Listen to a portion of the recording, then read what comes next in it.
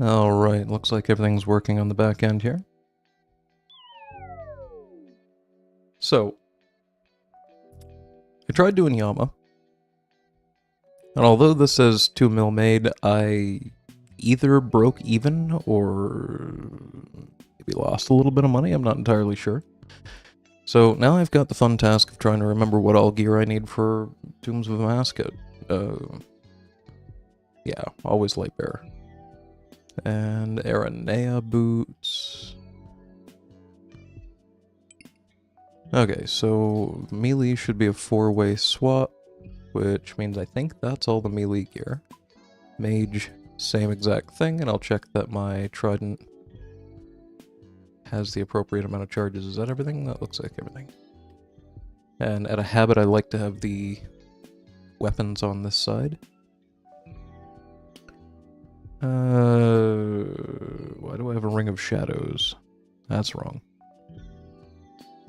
Something is missing. Cape.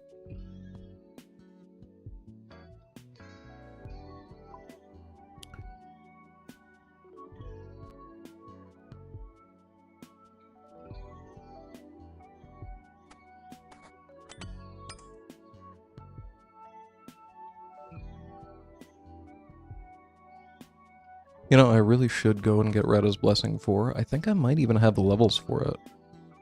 It's, Kurand, maybe? Oh, I need one more Slayer for a Hydra in the Karom Slayer dungeon, unless I want to boost it. I can totally catch and cook an anglerfish, and teleport tablet seems easy enough. Alright. Well, I think that's all of our gear. So we need 4 spec weapons, should be DDS, BGS, blowpipe.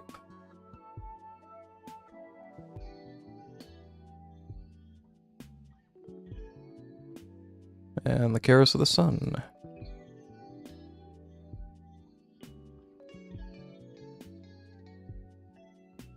So I'm also going to need the Book of the Dead.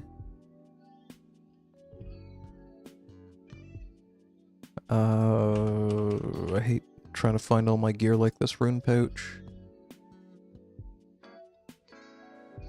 And I no longer need soul runes by the looks of it.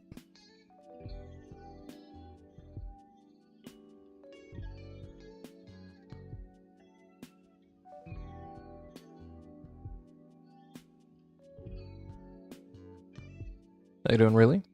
Morning to you too. As I was just mumbling to myself, I've got to try and remember where all of my Toa gear is. I think that's everything, so we should be good to go. Aside from, I want to check all of my stuff and make sure that we're not almost out. I tried to do a little bit. Happy Aussie Friday. Yeah, fair enough. I tried to do a little bit of akka.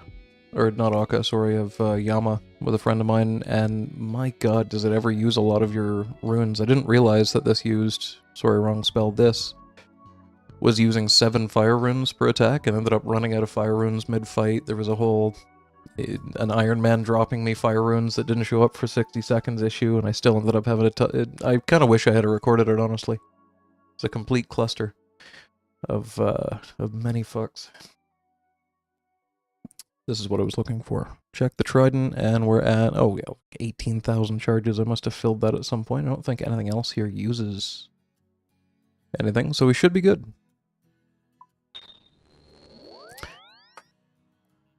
Yeah, it really turned out to be. I can't imagine it's too good for Iron Man. See, the worst of it was, they had got me using these Aether runes that I guess are from some piece of new content that came out while I wasn't really playing the game too much. And they count as soul runes and some other things. I bought 2 mil worth of them and was like, oh, this will be like way more than enough. By the time we had a couple KC, I was already through half of them. It was just like, oh, this is not gonna last at all.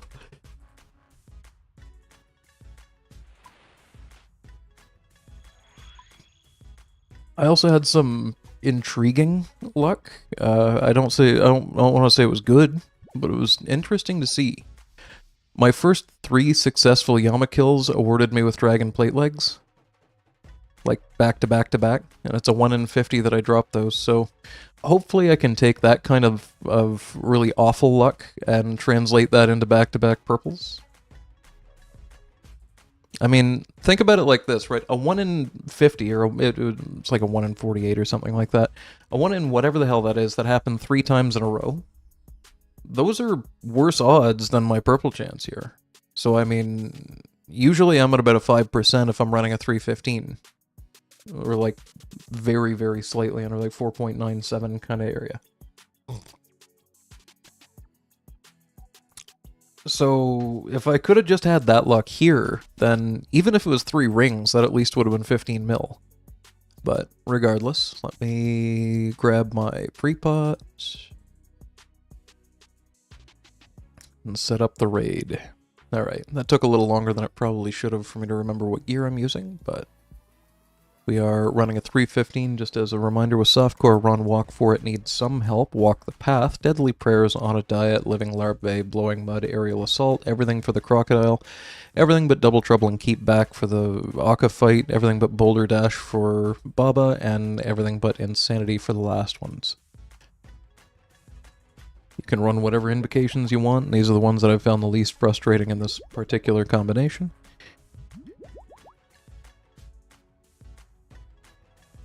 So let's get started.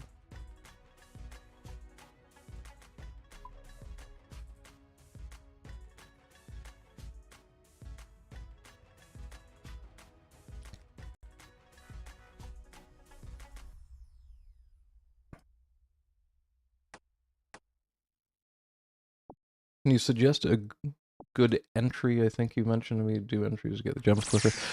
Honestly, just put on nothing, and then just sort of look at what each of them does, and just sort of pick through them. If you're doing it solo, there's the one for Kephri that I can't think of the names of the invocations, because I don't mess around with them that much, but the invocation for Kephri that makes it do AoE damage is effectively a free invocation, in the sense that it doesn't really change anything about the fight, because generally speaking, you just have to run 2 squares instead of walking 1 square. Like, it changes nothing. You just have to move 2 squares each time instead of 1.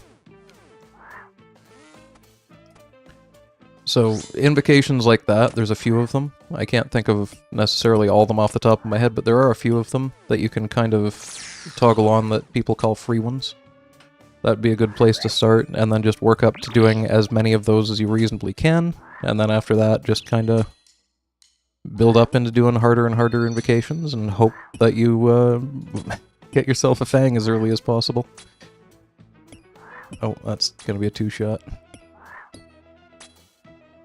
Okay, so for the rest of this, I'm basically just gonna pray melee. That should summon the next wave. And why didn't it? Okay, there we go.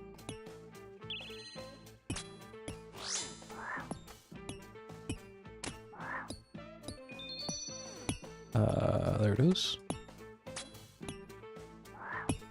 Hopefully we get an exploder here soon.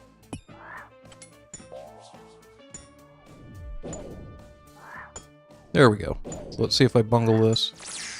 Yeah, that's not going to go great, but this might get some of them. And then if I do... that should be... oh god.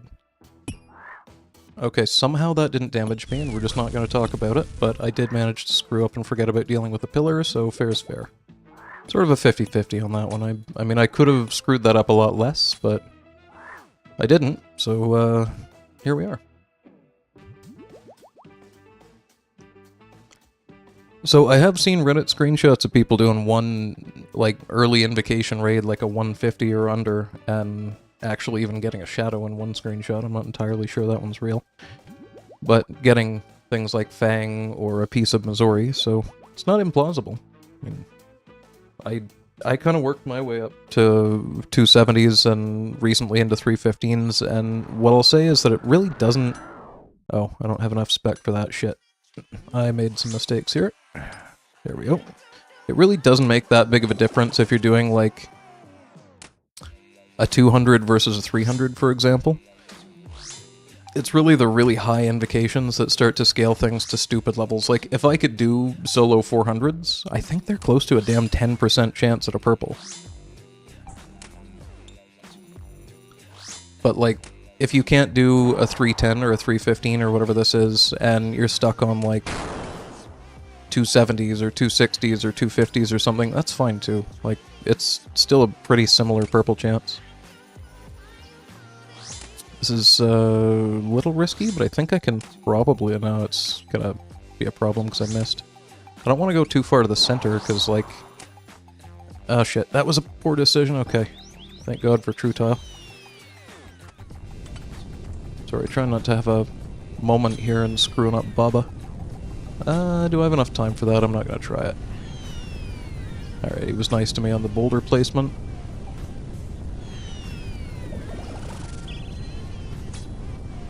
I could probably risk a BGS spec. Anyway, the next time that I'm at the Invocations, if you're here in about, 35 minutes or so, I'll have a quick run through and show you what, like, some of my presets are for the lower invos that I was doing.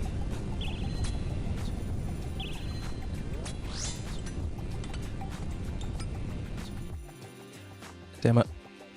I missed, and you know what? I'm gonna wait this one out. It seems like a stupid idea. I'll even bonk him with it once. No, I missed. But given that we missed the first one... There, finally. Good enough. I've got enough room to where I can kind of run around the corner here if I have to. Oh, he's gonna be that kind of an asshole, is he? Used the attack right at the time that if I had tried to run around the corner, the ranged attack would have hit me. Either way, that BGS was worth it, so... Should be a nice, easy range phase.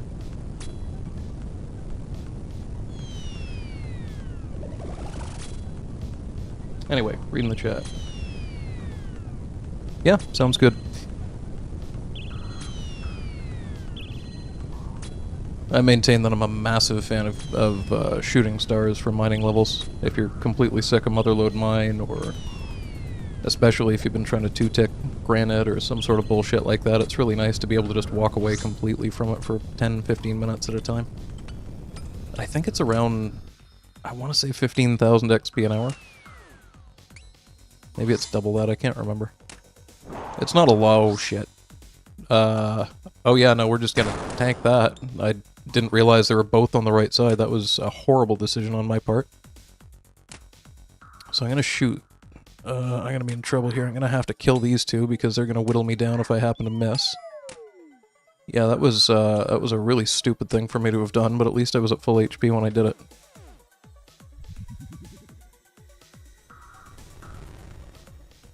Yeah, fair enough. I did Motherlode Mine until I'd unlocked the top area, and like I've expanded the ore cart, and I've fully unlocked the outfit, and I think at this point the only thing left for me to get there is like clay and gemstones. So it just doesn't really feel super rewarding to be there. But I'm also not an Iron Man.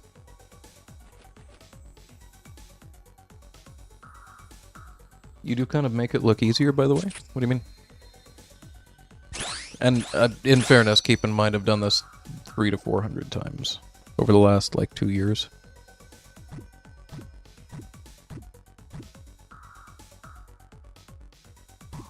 The monkey room, or Baba, or the puzzles? What do you mean?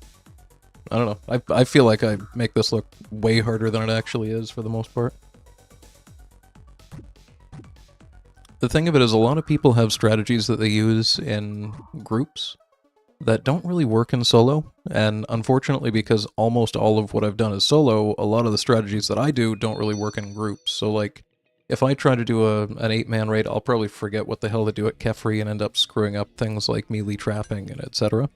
And possibly even end up getting yelled at, because it might end up screwing the raid completely. But in this one, I get to be super goddamn lazy. I just bonked with that instead of specking. Oops. I get to be super lazy. I can just put all the poop in one corner. Okay, well, that's fair. That missed. So, like, usually you're probably going to want a melee trap, which means that if you're the first one to be pooped on, you're going to want to have it lands sort of where that yellow tile is marked back there. But also with a group, it's a lot easier to guarantee that you're going to phase the mage thing with a bit more confidence. Now, I will say they did make some changes to the Kephri fight here. They tried to make a few more of them, but apparently it was a little more messed up than they... I don't know what they tried to change, but I remember reading a dev blog that they tried to change something to do with Kephri and decided to just leave it the hell alone because Kephri's kind of questionably coded as it is. Let's just put it that way. Oh, and the Keris apparently is better here, so we'll trust in what Adamant Wolf said. And it hit a 0, that's not good. I will say it's hitting faster, but it missed 2 of the attacks, so not my biggest success there.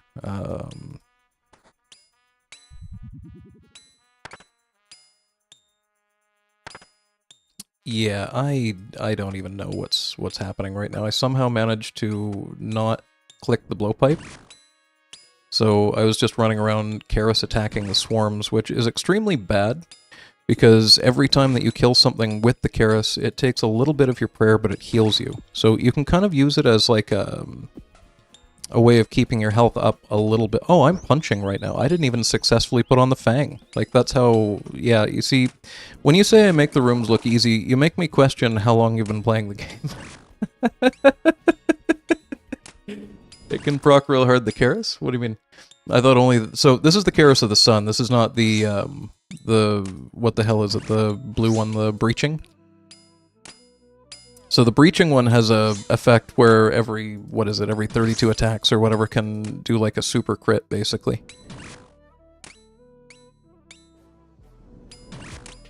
I don't think this one does, but I actually don't know if this one does that against insects and calphites and stuff.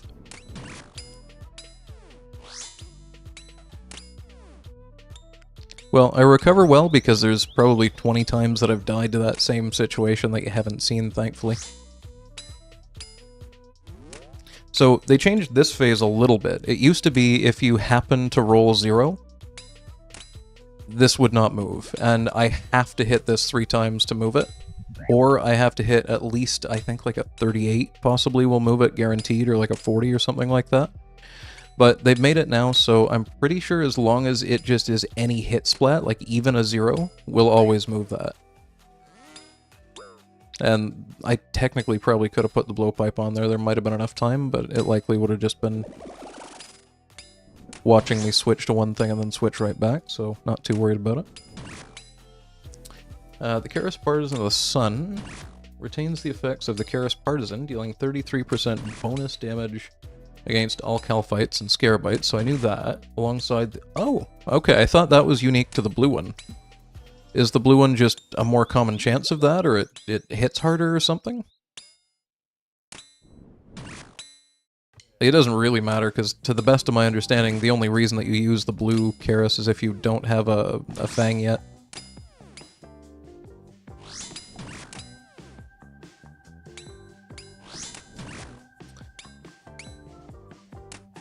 So yeah, really, this is one of the invocations I was talking about, by the way. The fact that it's shooting an AoE attack that deals a whole bunch of shadows at once instead of a single shadow might look intimidating. All it means is you have to move 2 tiles at a time. And because your character runs 2 tiles every single game tick, as long as you're running, that doesn't actually change anything about the fight whatsoever, if you think about it. As long as you don't run out of stamina, and I mean, if you run out of stamina on Kephri, I don't know what to tell you.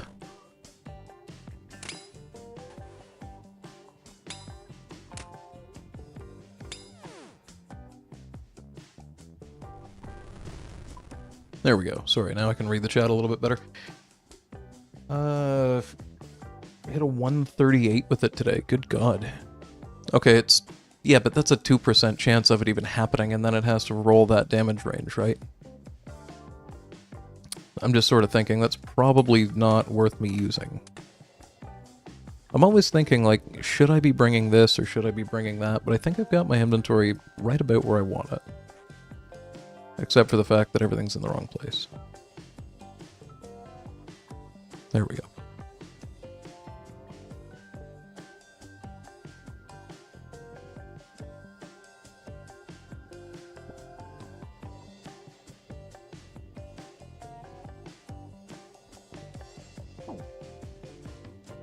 You know, I've actually run out of stamina during Akka's final phase before. I think that's probably the most embarrassing time to run out of stamina, to be avoiding those blobs while walking. In fairness, it hasn't happened in a long time. It was one of my first times trying to do it. We were doing like a 5 or 6 man with just a bunch of people that didn't really know what the hell they were doing, myself included. And it wasn't even a really high invocation, but more people means higher scaling of the raid, obviously, so... Yeah, that last phase took a really, really long time. I was one of the last people to die, but if I remember correctly, somebody managed to finish him off with a couple of lucky high hits. Anyway, we're salted, we're coming into the Krondus fight, let's see how this goes. Or the zebak fight. I don't know why I call him Krondus. I feel like Krondus is a better name for this thing. I realize that's the boss, or the god's name, not the crocodile itself, but... I don't know. Bring me Krondus, I want to fight that bastard. Anyway, this should be a nice, easy kill at this point. I think, was it you, Rayleigh, that was asking the last time about how to tell when the blood barrages are coming? I'll try and point it out the next time that it does one, but... There is a set sort of an interval to them. I'm not actually sure what that is, but generally speaking, just to avoid trying to count a whole bunch of nonsense in my head and numbers and remembering nonsense, I just watch them. And like, anytime that you see a little bit of kind of red stuff shoot around right about the shoulders area of the boss, then you need to put on Mage Spray to avoid it.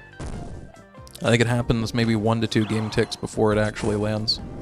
And as far as I can tell, it never does it during this spec, but I think it can do it during the waves, which are going to be pretty much instant because we've been just blasting right now. It's already at 60%. Yeah, so it just did it there again. And I'm not sure how my audio balance is, but it does make a little bit of a sound.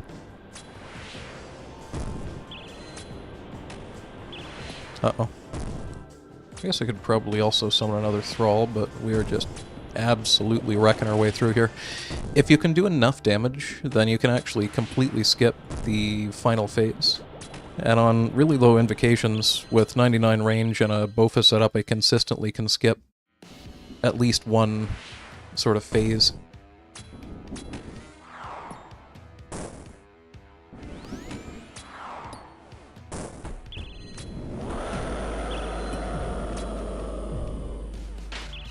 Yeah, so if we could get it to 25% before it does anything else, then I think we'd just skip 2. Jesus Christ, how fast... Is this a 315 or a 115? What the fuck? Did I just skip 2 phases on Zebak, or am I hallucinating? There it goes, it did another blood attack, so I need to hit Mage and then... So, as long as you have the protection prayer up on the game tick that the actual attack hits you, you're totally fine. So you usually have one game tick that you can kind of switch prayers like that to avoid a blood magic spike if you want to. Another thing that I find helpful if you're having trouble with timing this out is if you use the audio cue for when... Oh, there's another blood attack. If you use the audio cue for right when this explodes, that's when you can switch your prayer. The tick that this explodes is the same tick that the damage is calculated. I might be not entirely right about that, but if it's like a range one coming and you're praying Mage, then you can just click range on the explosion, then click Mage on the explosion, etc. And it should pretty much time out. Or at least that's how I learned how to do Zebak.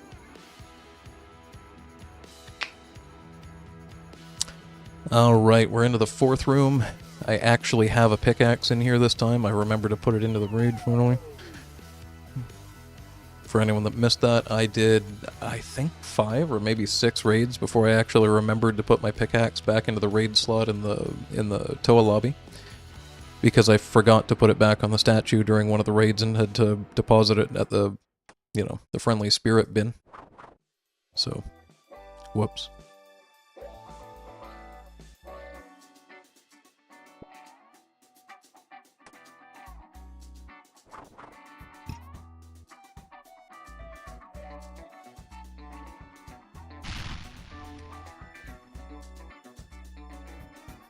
Nice.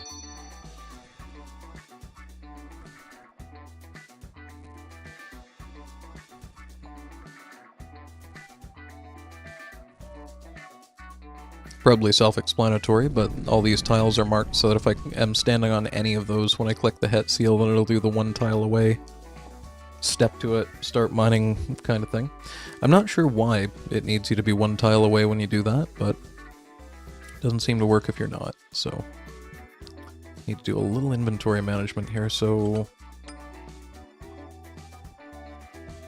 actually I should be in range gear. What am I doing? And I likely am going to need that salt. Okay, we're all set. So pray melee coming in, praying offensive range prayers. And every third step, we shoot. Exact same as the final phase of Warden's 4. If you really want to avoid taking damage here, try to run more diagonally than I do. I genuinely don't care if I take a couple of hits, because it's best if Akka is on prey range by the time that I get to fighting it, basically. It's preferable anyways. It should switch any second now. There we go. And this is a level 2, so this should be 5, so we got white, yellow, black, red, white, going around the corners.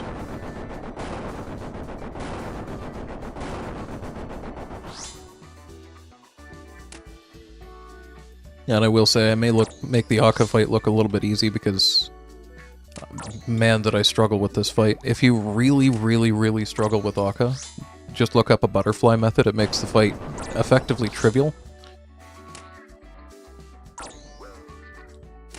But I just don't like doing that. I don't know. It feels wrong to do butterfly methods the entire way through the fight. The first 20% just feels free, because if they didn't want me to do that, they wouldn't always start Akka on melee.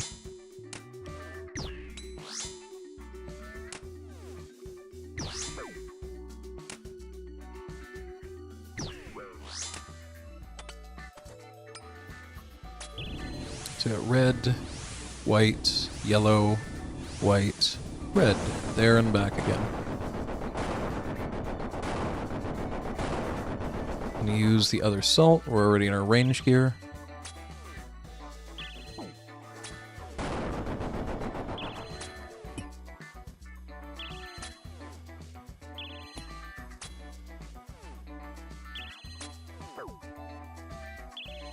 Nice.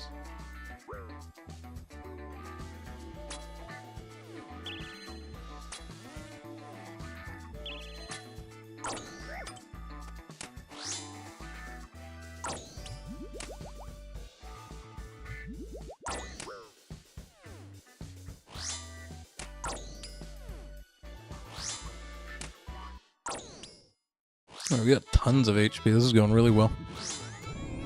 Usually a little lower at this point. So we get red, black, yellow, and I am not currently able to change the song, so we just rolled the dice with whatever's in this playlist, and apparently we're having a hoedown at Akka. Hopefully I'm not the hoe.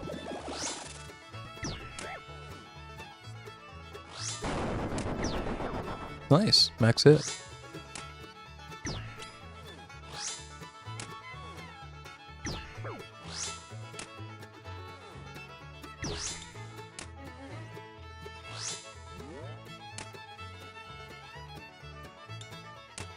We got 2 good hits there, so I'm going to switch to range now just because I've got loads of time to finish off the shadow.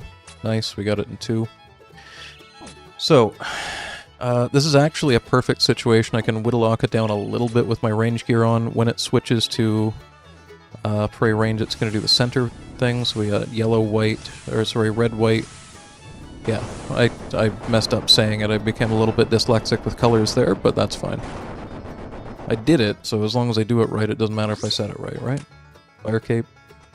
Alright, so when Akka goes to 0, I'm going to sip 1 last dose of a Prey Pot, Kara Spec, Prey Mage, and hope for the best. Here we go. Going to run over here, summon a melee Thrall, and try to get out of the way out of that. That orb just froze in place for a split second. That was very disconcerting. I'm not going for that for a minute. Okay, it was worth the wait for a 42. I haven't taken damage on this phase yet, at least. I've got lots of HP. All these potions are basically for this phase of Akka at this point, so I can waste supplies if I need to, but I can't really heal anymore. If I really made this take just for goddamn ever, I guess I could probably get off another Kara spec if I wanted to, but it'll be fine. I'll just run into this on principle, and we're good. You ever just want to take a little bit more damage? That's my excuse for making that little misclick there. Like, we both know it was a misclick, but I can pretend. I can pretend I just wanted to take another another ball to the face. This is going downhill. Okay, so we got melee gear on. Range gear is next. I won't need this again. And hopefully life is going to have 2 ambrosias. It didn't. That's unfortunate. But it did have 2 scarabs, so that makes up for it pretty well, actually.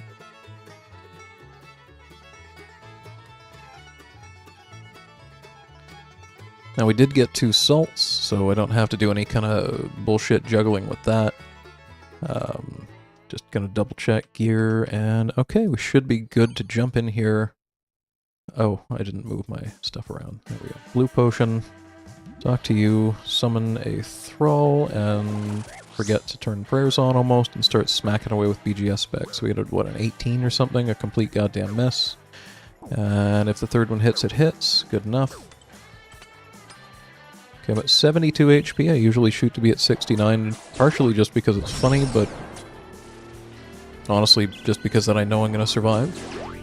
But this is lots of time. And usually I just camp prayers on this one. This time I'm going to pretty much try and dump through my yellow potions, my brews basically, I think. Or should I just... I'm just going to Kara spec here actually. Like, there's not really a benefit in not doing that. I'm just going to wait until I'm in a safer position to do it, but... Okay, so Kara spec... Oh god! That was a worthwhile Kara spec. Loved how that went. What was that about me making this look easy?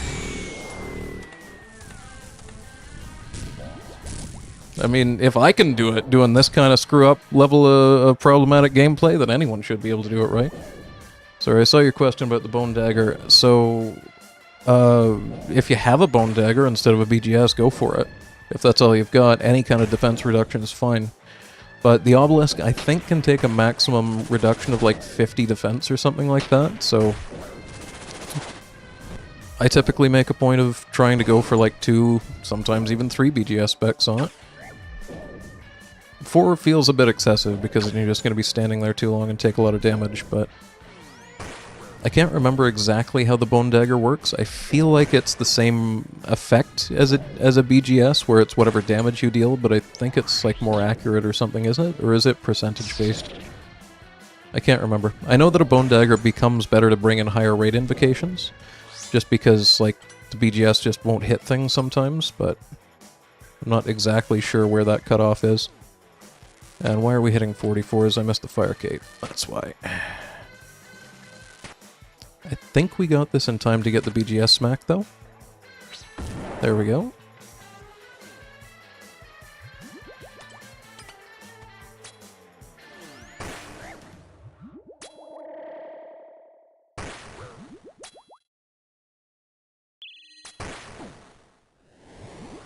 Alright.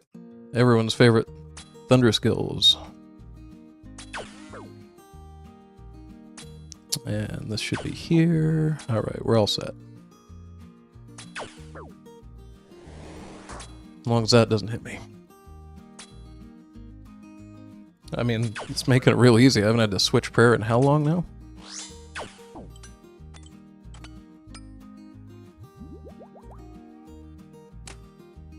So, I get 10 hits here, but based on some conversations, I actually want this to be a 3-down. So I'm just going to take them down like really good and far, and to a point where I can just sort of tap them for the rest of this. I don't need overheads on right now. What am I doing? We're even just going to leave it there.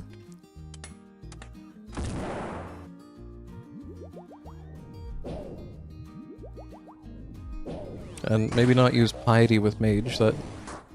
It's a new strat, you know, a battle mage. Wanted to get the defense bonus. I don't know. I got nothing. Anyway, this will also give me a guaranteed BGS spec on the next phase. There's no reason for me not to salt up right now. Uh-oh. Try to get sneaky. Ah, well. It's a nice calm fight. We got some nice calm fishing music. This is totally fine. I am hitting pretty low, though. There we go. There's a good one. There's genuinely no reason not to heal up right now. Oh, okay. Well. Oh, no. No, no, no, no. Okay, Thunder Skulls. Thunder Skulls panic time. There we go. Everything's fine. Gonna get the BGS spec ready. We got 56 seconds and 55%, so I've got 2 specs to go. I'm gonna grab my Crystal Scarabs out of there right now, because I can. And I'm gonna drink one of these, and I should be full stats by the time that I get this spec ready. There it goes, yep. Okay, so this phase can get hit like a 50 or a 60 or some goddamn ridiculous thing, and I've got enough for 3, so I'm gonna go for 3. And that's definitely maximum reduction. Uh-oh.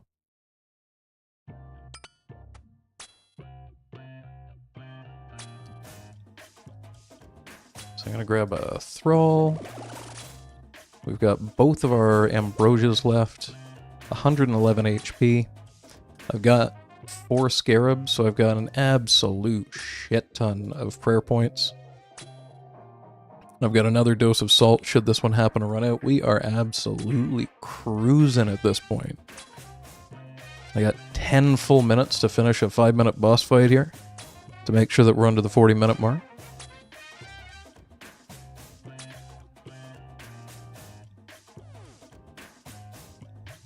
So, skull skipping tutorial for anyone that's doing this exact raid.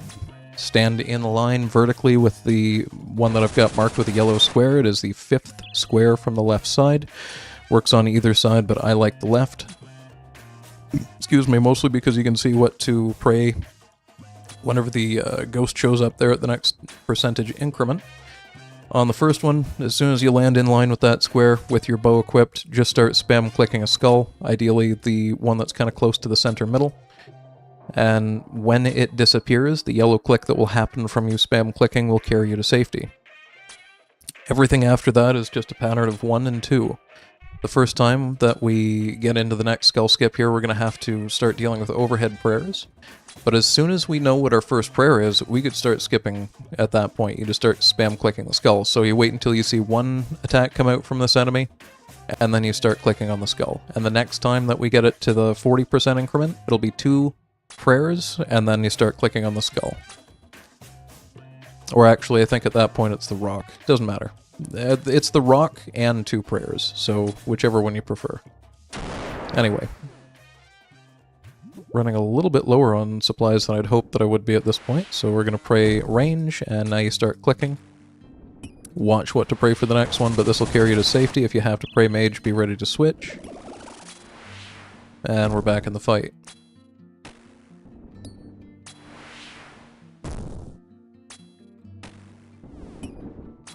So, because I landed BGS specs, and I always panic about being this low on prayer, I'm not going to run offensive prayers until probably the last 20%. I do have 4 Scarabs, but I'm only at, like, I've got maybe the ability to heal back, like, 60 prayer points-ish, so because we're basically not missing anyway, it's better to just, I think, not worry about offensive prayers. I could flick them, or try to, but at that point, if I end up having to take a whole bunch of damage and heal it, it's a bit of an issue. So I'm fine with this. Anyways, so as soon as this thing spawns, we're going to watch for 2 prayers and 1 dodge. So we hear the rock, there's the whistle, that's 1 rock, there's the second prayer, and you start clicking on the skull. You'll automatically dodge the second rock, you have to watch for the 3rd prayer, and we're back in. The next time that I do that, it'll be dodge 2 rocks instead of dodge 1 rock. And that's literally it. No incentive to ever do red skulls again. So for anyone wondering why you would skull skip in the first place, When you do the skulls the right way, it deals damage to the Warden, but that damage doesn't actually give you points. And if you watch my points in the bottom right whenever I hit, I'm getting shit tons of points every time that I deal any damage to it. So it's kind of a better idea to me to prolong the fight very slightly, that's 1 rock, in exchange for A, not having to interact with this mechanic at all, that's 2 rocks, and you start clicking, and B, more points as a result of which. So we are now out of purple potions. I gave up on what I'd said about keeping my offensive prayers off a little bit. I'm going to move my BGS to the top left, and you know that I'm going to go for a double BGS spec as soon as we start. Next good XP drop should do it, that might. No, this one will do it.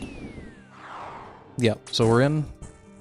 We're going to equip this, and first one is a 58 XP drop. Didn't see how much actual damage it was, but that's fine. Second one's a miss. Any amount of defense reduction here is just fine with me. I really don't care how much it is, as long as it gives me something. So I'm going to use 1 Crystal Scarab and then resupply. And I shouldn't have to worry about my prayer now. I misclicked and did not actually attack there, that's fine. So while watching what's incoming, we're going to go 1, 2, 3, shoot, 1, 2, 3, shoot. And basically just repeat that, and only shoot when you're standing on a safe tile. And whoops, misclicked my prayers, took a 13 over it, that's fine, not a big deal. I am going to resalt just so that I don't have to worry about potentially brewing myself down here in a second, but we're just going to white pot this anyway because anytime that I'm that low, this is why I keep ambrosias, so that I don't have to be better at this content. I can be this bad at this content and still be able to do it because the ambrosia potions are goddamn glorious. Oh, it was 1 tick later than I thought on that 22. Oh, Expert Tomb Looter, what's that? Oh, it's probably 25 expert modes. As I say, I've done a few hundred of these on normal mode, but 4.94% of a purple, and it's not a purple. Oh well. What do we get? Oh. Are these worth anything? 5 grand, okay. Woohoo. And some runes. That'll actually recoup about maybe 20% of the runes that I used doing Yama for an hour and a half. Anyway, let's talk about invocations. So, if I go into here, I've already got, if you go into presets on the bottom, by the way, if you didn't know, you can save up to 5 of them pretty easily here. So, before now, I'd been doing this 270. I've always done everything but Insanity on at the end bosses for a couple of reasons. It's just what I was taught in the first place, so it's like where all the timing makes sense to me. And as you saw with the strategy that I employ, it's really not especially difficult to deal with like the pillars or anything, but you may want to potentially take off... Where is it? Yeah, it's penetration, I think. The Warden Obelisk's attacks will be significantly more potent in the second phase of the fight. Okay, never mind. One of these, I can't be arsed to bother going through and reading them all, apparently, will make it so that when you take damage from the Thunder Skull special or one of the specials that you have to step out of the way of, it turns your prayer off and prevents you from putting them on for a couple of game ticks, which can cause you to get comboed really hard. Might want to skip that, hypothetically. Jungle Japes is a pain in the ass because the apes drop peels on the floor, but literally everything else here is just a complete freebie. Mind the Gap just means that you have to worry about the center of the Baba room having a giant hole in the floor. That's why you might see me panic if I'm near the center of it when Baba dies. So like, if you turn Jungle Japes off and...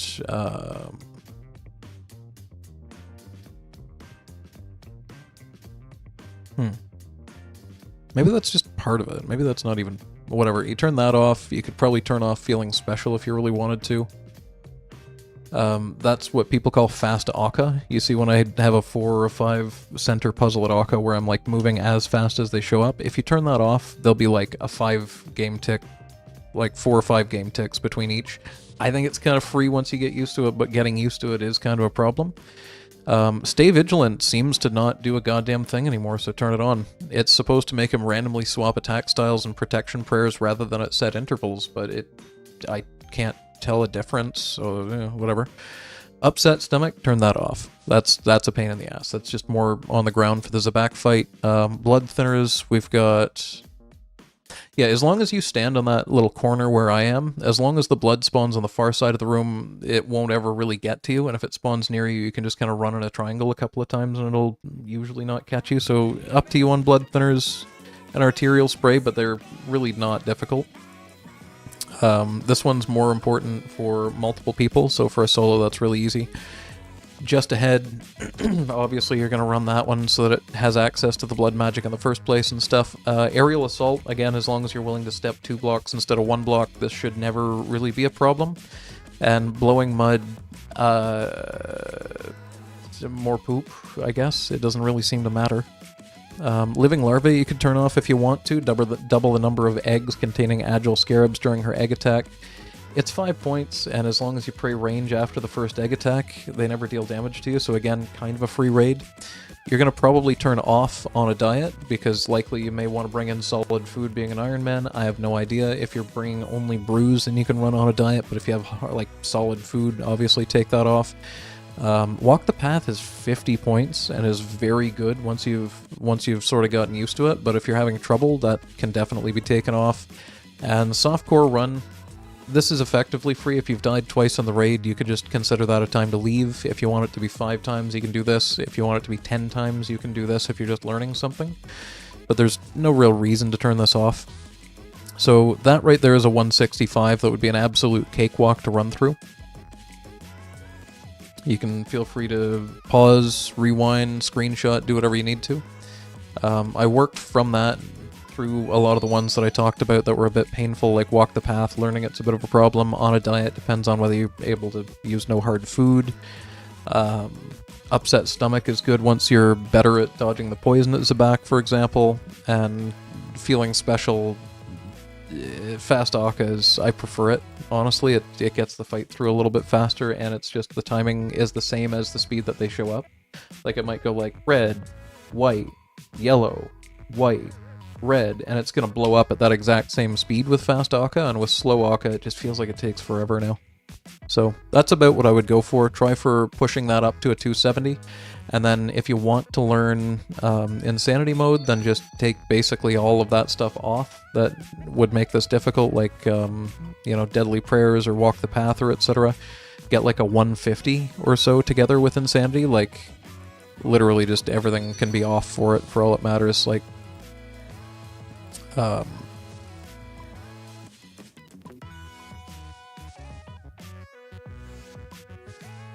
would probably keep all these on just to be used to like having it be normal, you know what I mean? Like, so when you do scale it up, it's going to be the same fight, but like doing something like this as a 150 would be a good way to learn Insanity. It's basically nothing but Insanity and the Wardens. But anyway, if that doesn't work for you, just do whatever does. It's the best thing about Toa, you can just set it up however you like it. Speaking of setting it up however you like it, I'd like to do another run, so let's get going.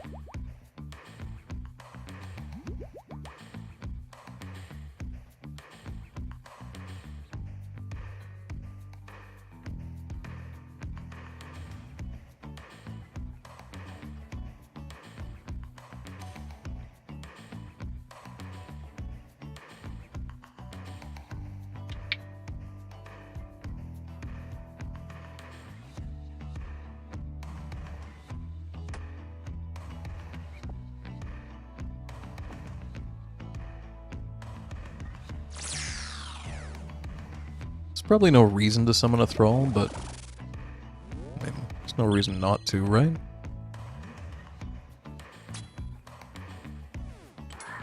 Alright, a little bit of a better start this time.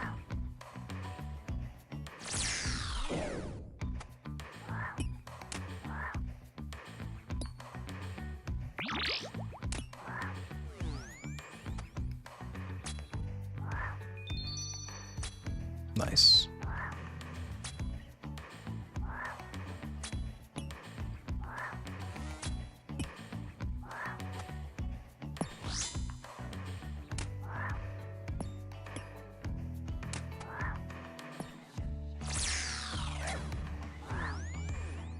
Hopefully that was close enough. Looks like it was. Good. This one's just gonna get a chance to summon some stuff, and that's fine.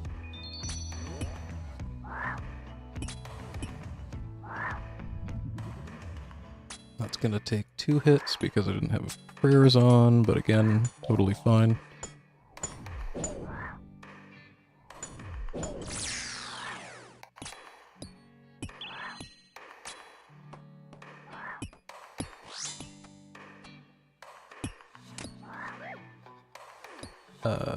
Shit, what am I doing here? Shooting this one, I guess, and then trying to blow some of this up? Uh-oh. Okay, no, that actually might have worked. Oh, I got one of them. I was hopeful I was going to get that whole chain, but no such luck. No, don't pull me into the acid, no such luck. So I'm going to hit this, and then blowpipe the rest of them down. Some people like to bring chinchompas for this. But I'm cheap. Anyway, that was a much more ideal monkey room than the, shall we call it a practice run? First run of the day. Coming out of this with 103 HP. And I'm going to want this. That can go there. Okay, inventory is even in pretty good shape. I find I end up messing my inventory more and more and more up by the end of a raid sometimes. It was quicker than before. You damn right it was. I also didn't get blasted by the pillars. The last time I did it, I think I took like a 50 plus damage hit by accident. That was 100% avoidable. Speaking of avoidable. So as you can see, there's a giant hole down here at the bottom. So if I'm in line with that... Oh, okay, that was a really stupid thing for me to have done, but worked out. If I'm in line with that when Baba dies, then bad things happen. Or sorry, when it goes under 33%, I should say, not when it dies.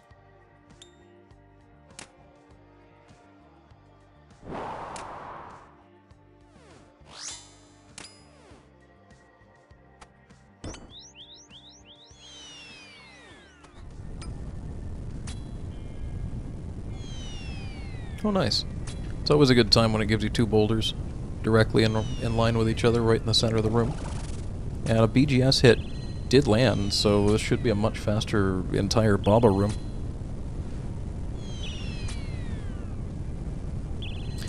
What would you say you struggle with when it comes to Baba? Because you mentioned that I make this room look easy. Like, the monkey room obviously is just a matter of prioritization, prayer management, avoiding the exploding ones, and in my case having had tagged everything correctly. Because until I tagged the exploding ones, I was getting hit by them a lot. Oh, we're gonna phase already. Wow. Jesus. Okay. Landed a ton of range damage, I guess.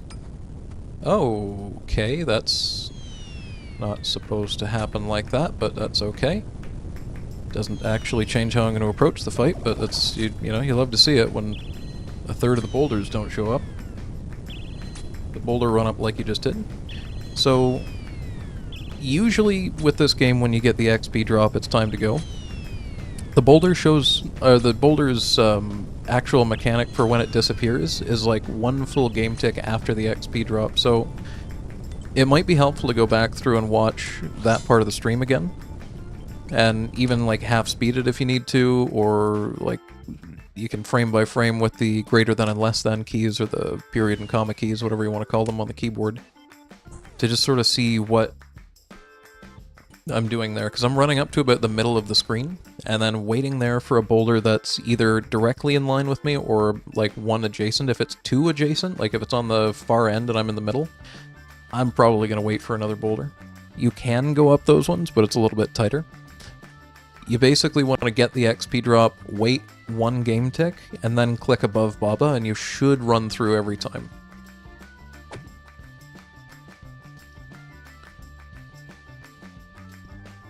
But I mean, I even get smacked by them a lot, so don't get discouraged if you do get hit. If you get hit, immediately click on the cracked boulder if it's right in front of you, and your character should shoot it and then start walking backwards with it until it disappears. So don't just try and like panic run away from the boulders or anything like that. Shoot the correct one and then click on it and your character will sort of auto-path to somewhat safety.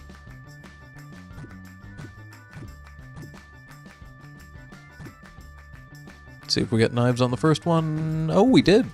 Nice. This is going to be a real fast raid at this rate.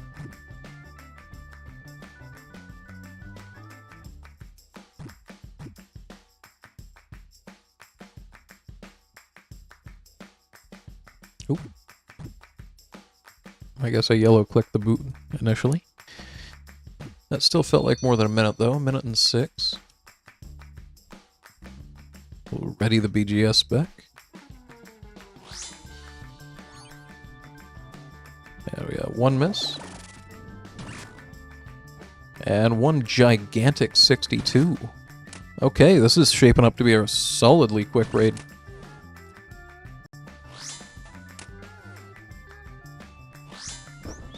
So if you're wondering why I always start on the bottom right corner instead of letting it do like a vertical poop, you can stack a lot of Kephri feces incidents, shall we call them, in the same corner.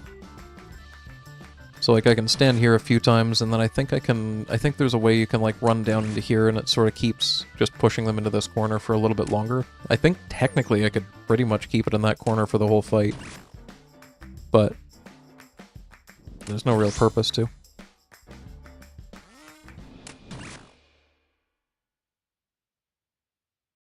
Oh, my thrall managed to phase it.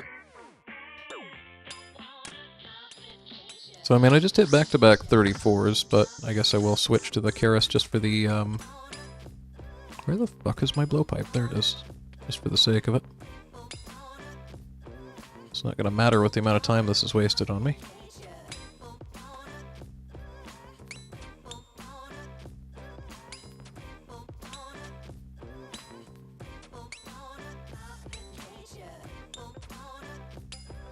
Okay, that actually took a little longer than I expected, so probably sped up the fight a little bit with that blowpipe. I never really know whether it's worth it switching to it. It just never feels like it's worth it, but then sometimes if you get lucky you can take enough of them down that Kephri only spawns back with like 40% HP.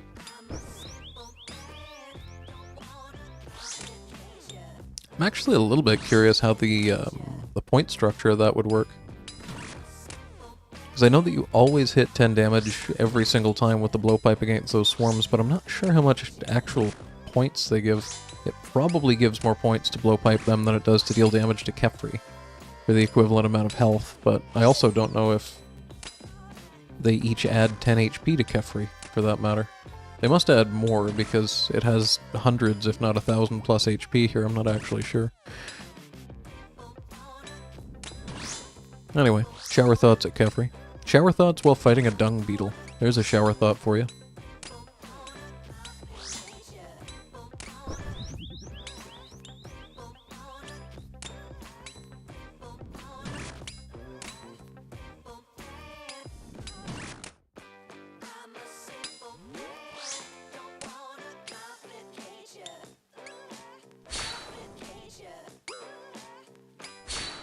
Okay, that 41's definitely gonna phase it. Oh, Jesus, move.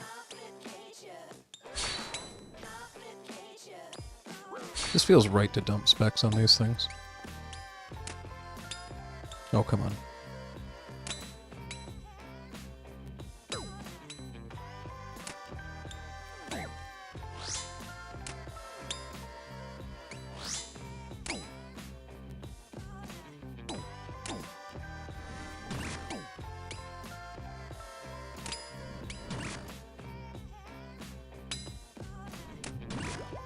Oh, good. Yep, let's just leave the Missouri Assembler on. That's definitely helping my max hit with melee.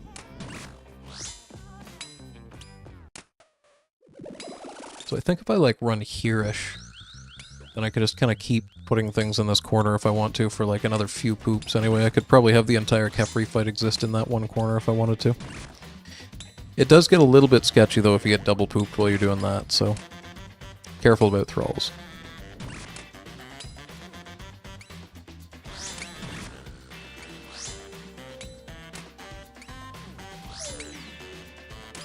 That's an unfortunate place for that egg to be.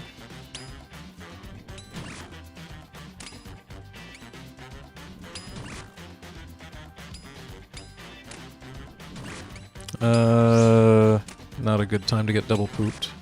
I think we wait. Is that... Okay. I didn't know if that was a single or a double. Got a little bit worried about the thrall putting him through at the wrong time.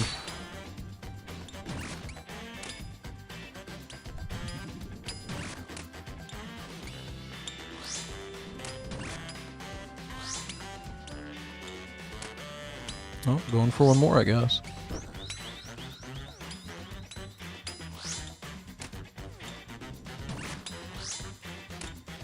Another thing you can do if you've got the sort of AoE overhead poops is land one of them there, and then when the shadows show up here with the fang at least, you can land 2 attacks before the one that's underneath of you hits you, so you can sort of do 1 attack and then 2 attacks. I don't know, there's a lot of little, like, time saves that you kind of learn like that. Does it matter which thrall you use against Kephri? Don't use melee. That'd be about my only advice. I found that out the hard way when I summoned one time and realized it just sort of didn't do anything. That might have just been a bug, honestly, on my part. Maybe it's supposed to work, but mine just kind of didn't. Generally speaking, I use ranged thralls for absolutely everything, unless there's a circumstance where they don't work, and in those circumstances, I usually just use them anyway, because often they work somewhat. So what I mean by that mostly is, I'll take, for example, the akka fight. The smart way to run thralls in the akka fight is to summon the thrall that's the furthest away from whatever prayer it's on. So if akka is praying melee, then the next it's going to switch to his range, and then after that it's going to switch to mage. So ideally, if akka is on melee when you summon your thrall, you want to summon a mage thrall.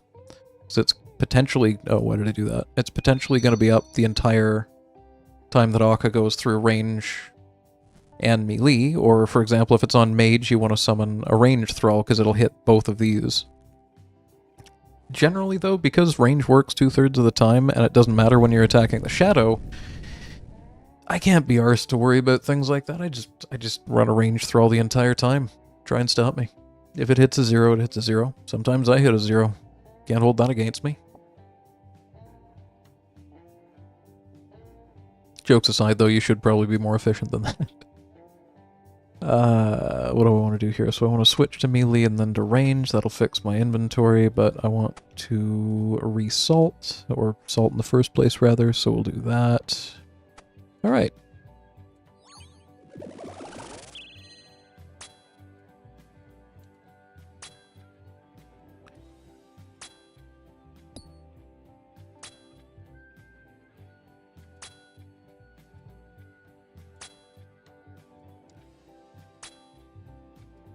Oh, 80%. That was a wasted shot. Ah well.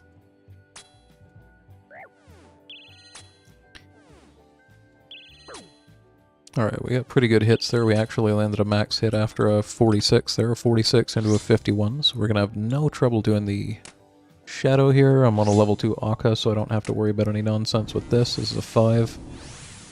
I did not see what the second one was. I'm really hoping it was white. It wasn't. Looked away while I was switching gear for just a... or, you know, doing whatever the hell I was doing for just a split second too long. That's fine. If I have to carry a spec early, I have to carry a spec early. I'll keep my spec at 100% in case I want to just, like... Well, in case I screw something else up, let's be honest. Alright, it's probably going to switch to mage now, which means I need to switch to range gear. I don't need to, but I'm too lazy to dodge the special attacks, so I'm going to. That should be long enough.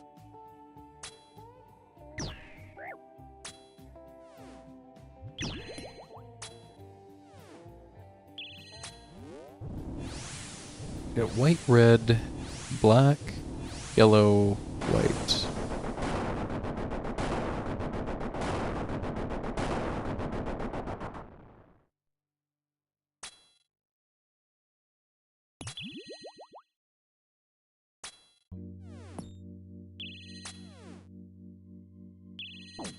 You know what I find hilarious about YouTube? I think a few people have been just putting this content on in their, like, second monitor for the VODs. Whoops, because the last stream got, I think, 38 views while I was live, and almost 400 afterwards, which, I gotta tell you, confuses me deeply, but it is what it is.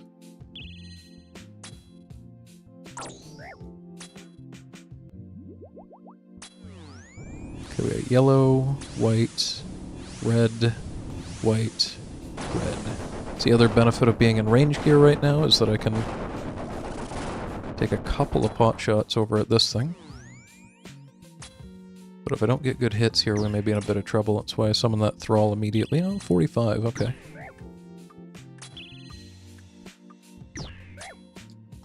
And honestly, I expected to have to Karis earlier than this, but so far so good.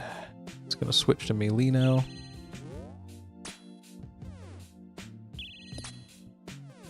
Hey, fair enough. Well, I enjoy your company. So, we can call it pretty much mutual. I'm in danger here. I should be in the other tile for one thing.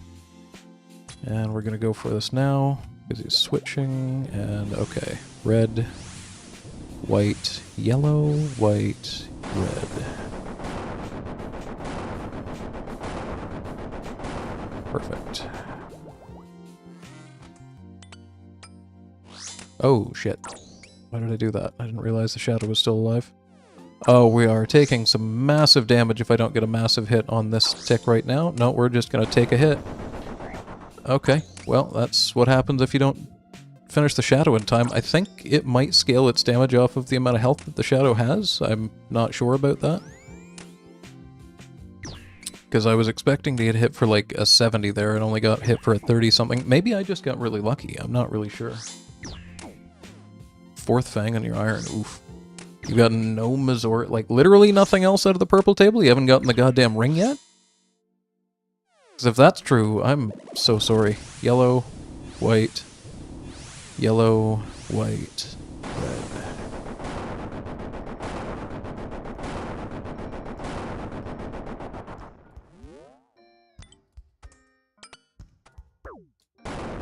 You know, I'm fairly confident that I was just fighting Akka with the Karis Partisan for a little while.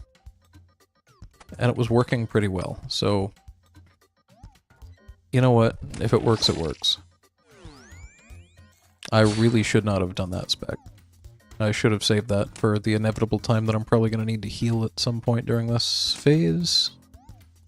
Due to my panicked running around in front of these damned orbs. There we go.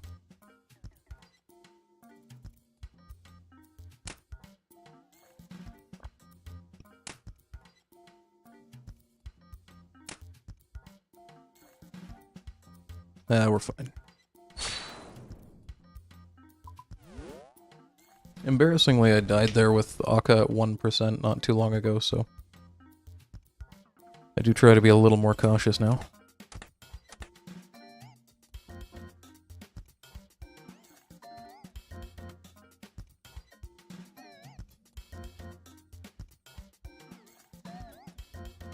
Alright, place your bets. How much health am I going to have by the end of this room? I'm thinking like 78.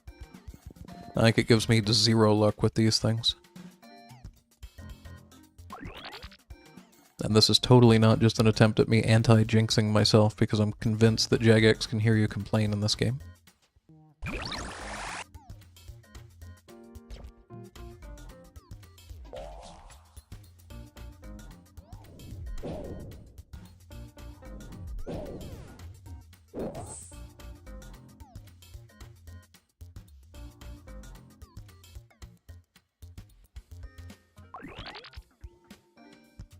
Huh.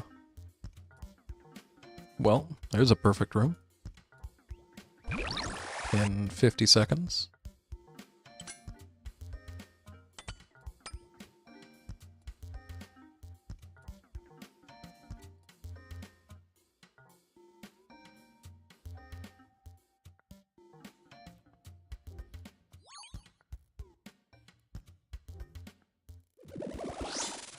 Do we land the BGS? Oh, that's a 16.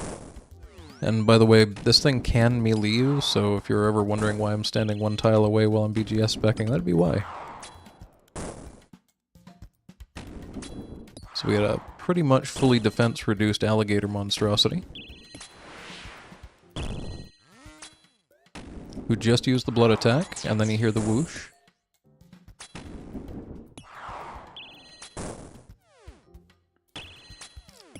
It's not necessarily, like, the best strat, but what you can also do is just sort of wait until you haven't heard the blood attack for a little while.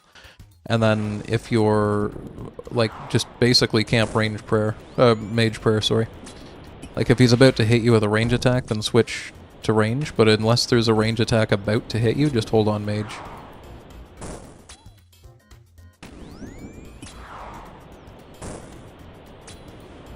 It's kind of the laziest way you could possibly do it.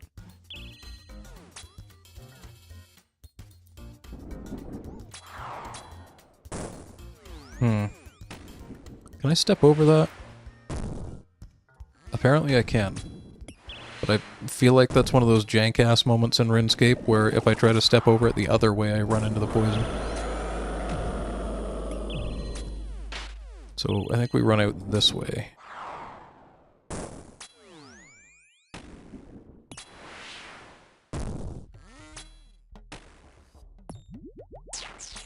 Ah, I wasn't in time. I saw the attack, but it was kind of mid-move. That's fine. So you got waves 2.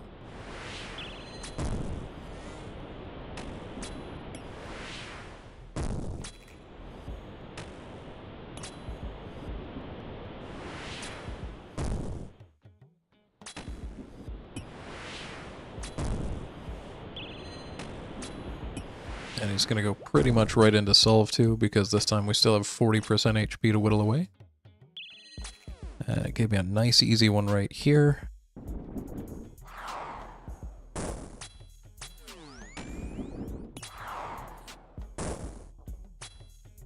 Alright, that's pretty much the boss. I mean, I really prefer it when you end on this one instead of the waves. Just in case it ends up enraging during the wave phase, that can be a little bit hectic. So anyway, I'll try and call out the next time that it uses the mage attack. There it is. It just felt like it was coming, you know? And I think it's every third time it uses the mage attack that it summons these things. I might be wrong about that though, but it's the nice thing about standing on this side. You just have to take a couple of steps to the back and then it just doesn't do anything to you. I wasn't watching him because I was just grabbing my prey potion there, but whoops. Oh well. The blood barrage does heal it for a lot more damage than it deals to you, so kind of best to avoid it. And I haven't had to switch prayers in the longest time here. Okay, right when the blood barrage came, it wanted me to switch to mage, so that would not have been flickable, as you saw the 2 zeros hit at the same time. But I mean, at least he was using mage. It's like a 50-50 chance that you don't take damage, depending on what he's making you pray. Nice, we got the double ambrosia, so I can just be an idiot this time, basically.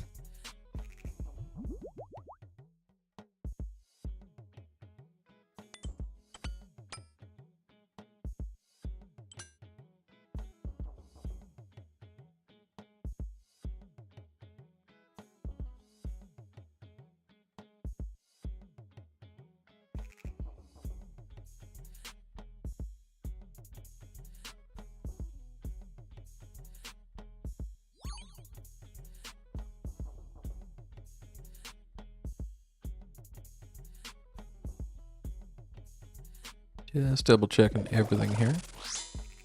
So we're gonna blue pot, talk, move, and ooh, land a 67. We'll spec twice just for good luck. For another 62, did 129 damage to it in 2 attacks. God damn. So I'm gonna move right now. And because we did end up getting 4 white potions, I'm gonna waste one on the first down of this tower. Christ, at this pace, I might not even need to tank the 2 first orbs. I don't think I've ever had that happen, but it is possible. I mean, I take it fast enough here, I might be able to avoid the second one still. Nah, we don't have time anymore. Landed 2 2s in a row. That's fine. This is what I signed up for. Like, this is what I expected to happen. This 3 HP is sort of calculated. And as long as I don't yellow click through this goddamn thing again, I don't need to worry about it until right now. So I want to switch these 2 things. Okay, there we go. Got all my stuff right where I want it to be. Now, I think you can use thralls here. You might be able to use a mage thrall against the first part and a ranged thrall against the second part. I'm genuinely not sure. I've never bothered to, because it really doesn't seem like it's going to be that big of a time save. And as you've seen, I end up usually a little bit low on prayer points depending on what supplies I end up starting with from the 66% thing. So, yeah, I think we're going to just avoid doing that for right now. It does feel like you should maybe be able to melee throw the core, but I'm fairly confident that doesn't work. Shit, that's unfortunate. Couldn't quite get on it in time. So that's going to be 4, and then this will be the last hit. Technically, I was 1 game tick too late to get the whack in. So that's fine. I'm still going for a 3 down, so that's fine. I mean, we can find out and see what a ranged thrall does. Well, it's attacking. And it is hitting 1s. No, that hit a 0. That hit a 1. So I guess a thrall does between 1 and 0 damage, it looks like. Because this phase has that weird, like, yellow bar isn't quite health mechanic. Or at least that's what it seems to be to me. I was more worried about prayers than switches. There we go. And morbid curiosity, why the hell not?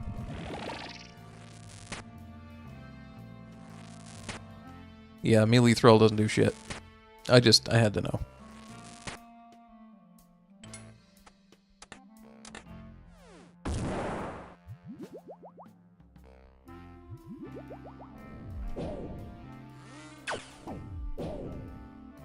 Anyway, it's apparently more points for a 3 down, so I'm not too worried about it. I'll call it calculated because that means that I definitely get to BGS the next phase. And my BGS luck has been incredible this run, so I'm looking forward to that.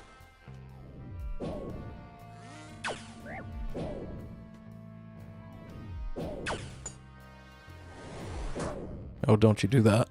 Okay. I thought he was going to force me to take damage there for a split second. Oh, I'm not even... I could be praying, but I'm not.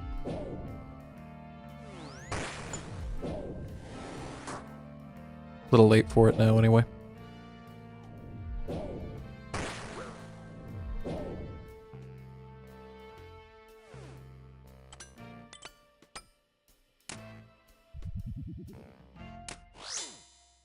I mean, we get to hit it 10 times. There's no incentive for me to do this any faster. Might as well just save the spec. What I am going to do, though, is grab the scarab out of here and try to heal up with a little bit of that, and then one of these on my way over here. Okay, we got 3 specs. Let's see if we can make them count. That's a DDS spec, so whoops. We got 2 specs. Let's see if we can make them count. 8. 50. I'll take it.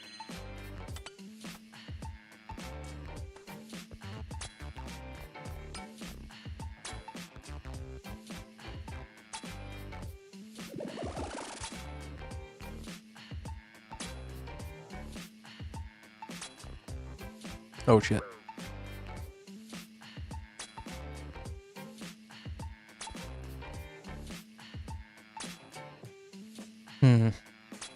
This is actually sort of a good use case for all these nectars, because reasonably, when else am I going to have a calm enough point in the fight where I can heal 16 HP at a time? So we'll go right up to 108, and that should be fine. We're landing lots of hits, but we're kind of low rolling a few of them, but that's life.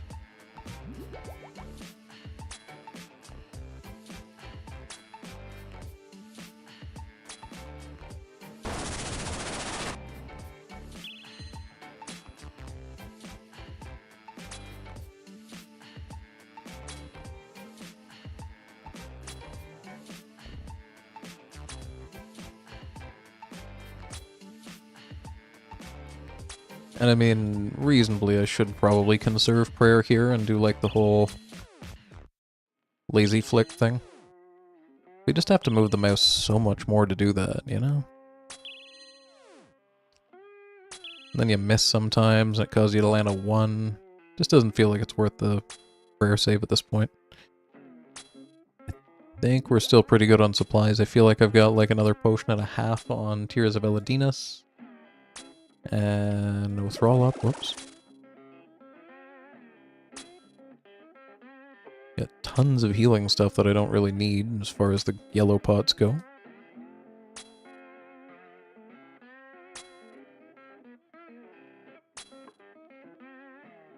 There we go, finally. Alright, second skull skip. What are we praying? Mage.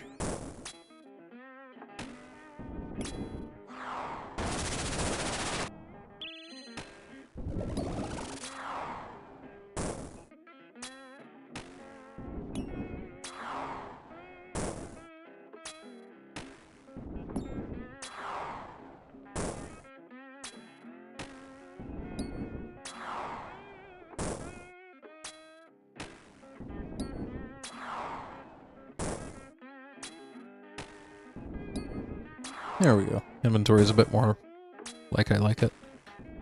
Not quite sure how the prayer scarabs ended up on the top row, but must have been when I switched into... Oh, I know why it was. Okay. Had to do with that little DDS mistake that I had. I forgot that I wasn't in the BGS by the time that I came into this phase. Like from round 2 to round 3, I mean. Alright, we're just about to rock time. Yep, rock time. Dodge 1 rock.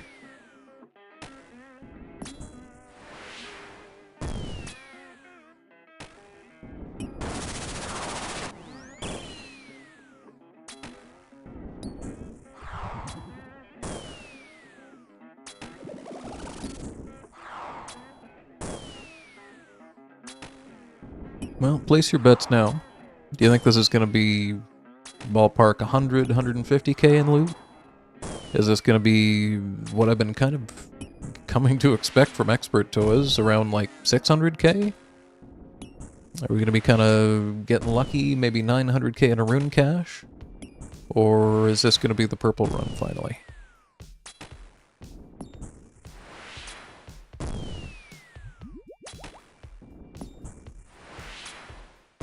Should be able to find out pretty soon, but I'm not entirely confident this is going to be under 40 minutes at this pace. I mean, I guess we only have 6 minutes left in that. Yeah, no, never mind what I just said. We got lots of time. It didn't really occur to me that this thing only has 20% plus the last phase left when I said that, so as I say, never mind me. We're all set. Still got 4 Tears of Elodinus, 3 Ambrosia oh shit potions. You'd like to say purple. I'll point out that my last 2 purples in a row were rings, so... What I'd like to say is a good purple, you know? Something like anything that I don't have would be nice in the collection log. Okay, I didn't see how much I hit, but I did see that I hit, so we're just going to resume the 1, 2, 3 shoot method here.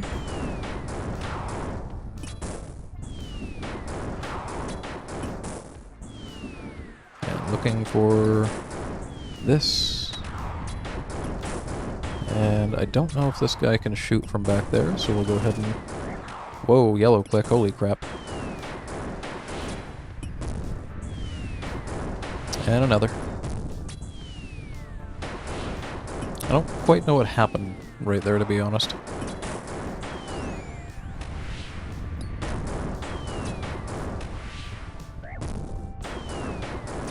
I'm just gonna Ambrosia.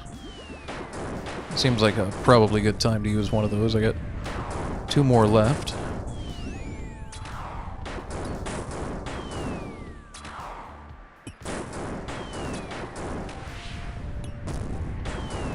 Are we gonna have to last row this guy? Okay. It was getting a little more hectic than it needed to.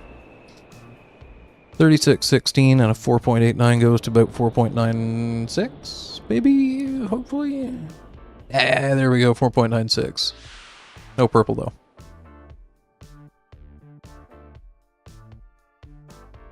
You know, I don't think I've ever pulled a purple from an expert Toa. I think all of my collection log, every single item in it, has been from running solo like 250 to 270s. Now, granted, it's obviously a huge sample size versus a much smaller sample size. But if you're curious about my raids collection, here's how we're doing so far. I did not get a single duplicate gem until over 270 total raids in. Or no, 260, because I got the black gem twice and then got a third one not too long after. It kind of shocks me, Jonathan, that you've gotten 4 fangs, and I've only gotten 2. And as far as like purples are concerned for an Iron Man, I'm assuming the ward is really useful because you can combine it into the fortified ward if you want to do some corp. I've gotten 2 pairs of pants. Not overly helpful there for the full set, but you know, whatever. And I gotta tell you, if you've got 4 fangs and no rings, sucks for an Iron Man, but I'm a little jealous. Not really sure what these are, or how you get them. Maybe I have them and I just haven't claimed them from something. I'm not really sure. I think there's an NPC somewhere. Is it this? Is it the crate? No? Doesn't matter. Anyway.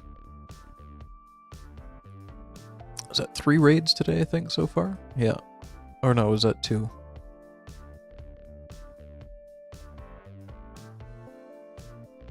Must have been 2, because it's been about 80 minutes, and it's about 40 minutes a raid, yeah. Alright, got a little distracted there.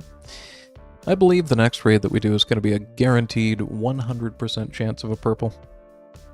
And I believe that so much that provided that the loot is worth at least 5 mil, we'll call it 10. Then I'll do a 10% split to somebody in the chat. And for the sake of it, for anyone that's like, you know, watching this in the future, I guess, if you happen to see me live and I'm running Tombs of Amascut, I'll just call a 10% share for any purples over like 10 mil or so with anyone in the chat that happens to want it. Which means that if we hit a shadow right now, somebody in the chat's making 80 mil. But I do need to stand up and stretch and whatnot. I usually try to do that between raids, being that I'm an ancient old geezer, possibly the age of some of the gods of the Tombs of Amascut. So, give me just a second to do that, and then we'll run our 3rd raid of the day.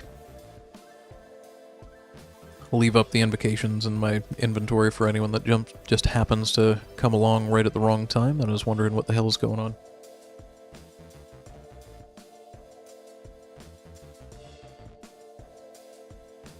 Coffee time for me? No. I've got a real big, like, 1.5 cup, 2 cup sized mug of coffee that's been sitting here and that I've been sipping on any... You notice when I'm doing the range attacks on Baba and I said I could skip this part, but why would I? Yeah, that's coffee time for me. Or like, pretty much the entire first phase of the Warden's fight, large chunks of akka. I've been drinking coffee through this whole raid. I'm even sipping one right now. But I am going to heat it back up. So, be right back.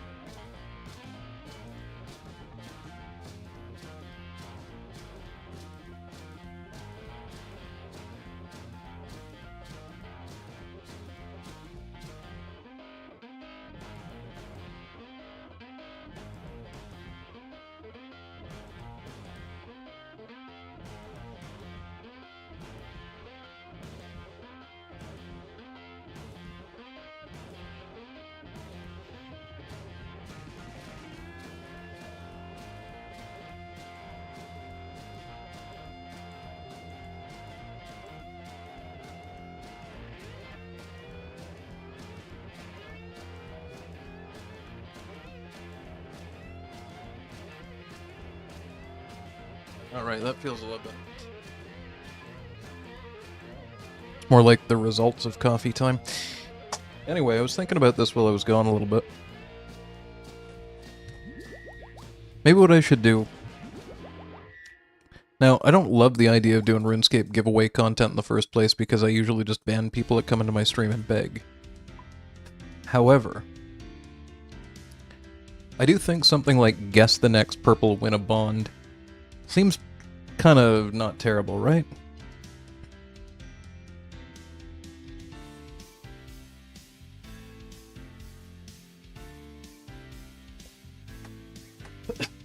Like, reasonably what I would end up having to do would be to set up basically like a poll that would track username. That just seems like a lot of work. Never mind, I gave up. I'm keeping everything for myself. If I get a staff, I'll probably be happy enough that I'll just be giving people stuff in the chat, but I'm not going to try and organize this BS. Okay, this is a... Oh, okay, yeah, let's open the attack page by accident. This is a little unfortunate. Timing-wise, does that hit me? That might hit me. Oh, crap. There we go. So I should just take out that monkey in the center that's poisoning me at the moment, but... Jesus, it spawned 2 more of them. Okay, this is awkward. Gonna hit this one, run here, run across, hit this one, run over Prey Mage, switch that off. There we go. Okay, we're back to sort of not being totally screwed here. If I can get rid of the summoner fast enough, I can switch to melee now. Don't get dragged. Come on, come around the corner, you dick. There we go.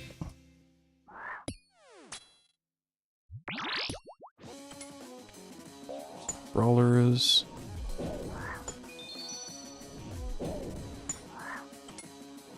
That one. And piety on that one. There we go. Beauty. That could have gone so much worse. And it still might be about to.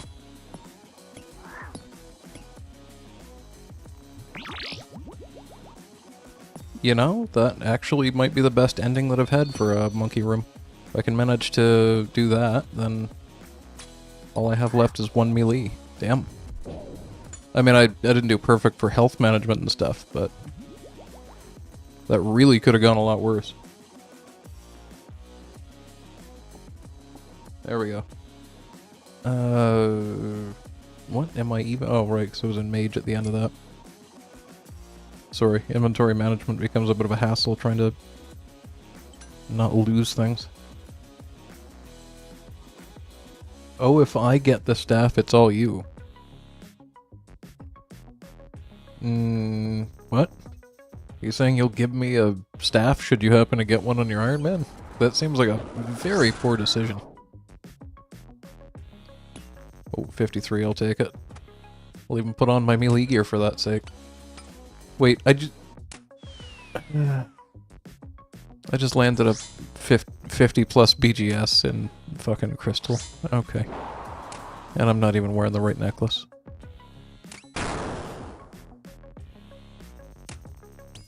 I don't know what to tell you.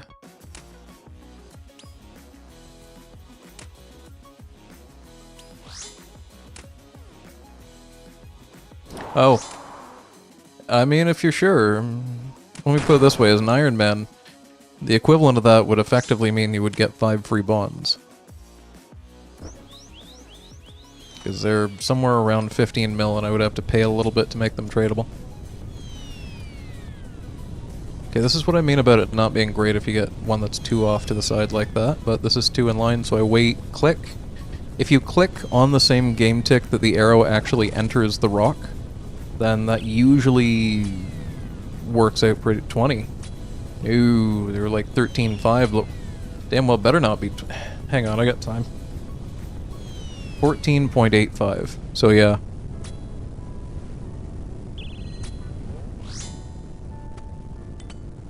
If I get a staff right now, it I think is around 800 mil.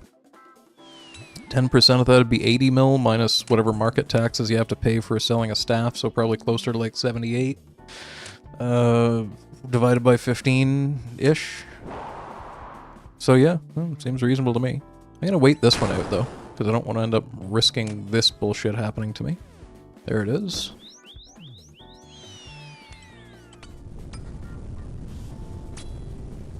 Uh-oh. Okay, that got way riskier than it needed to.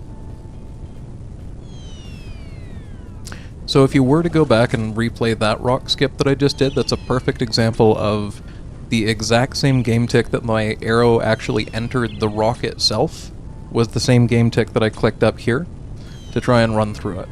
So if you're ever having trouble rock skipping, maybe that'll help.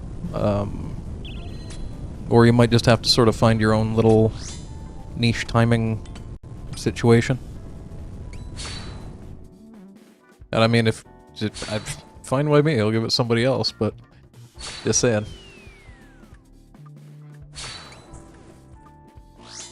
If I get a staff, I'm immediately selling it and probably distributing about 10% of the GP from it to various people. Gotta go splash your cash when you've got a over. At that point, I'd have an over 1 billion bank. And I mean, I know there's people out there like Autoblock and some of the really big PvPers and YouTubers and whatnot that have got literally a trillion bank, but not me.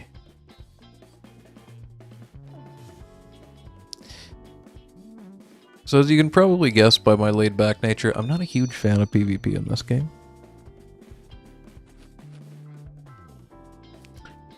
And it really just frustrates me to... So, I'm gonna say something that's gonna sound really petty, but I understand this is how I feel about it, and it's the reason that I don't PvP. I don't mind dying, really, or like losing a bit of time here and there, but if I have gear that I've worked for, or some things I might even have a sentimental attachment to, depending on what they are, I really don't have a good experience playing this game when I lose them to PvP.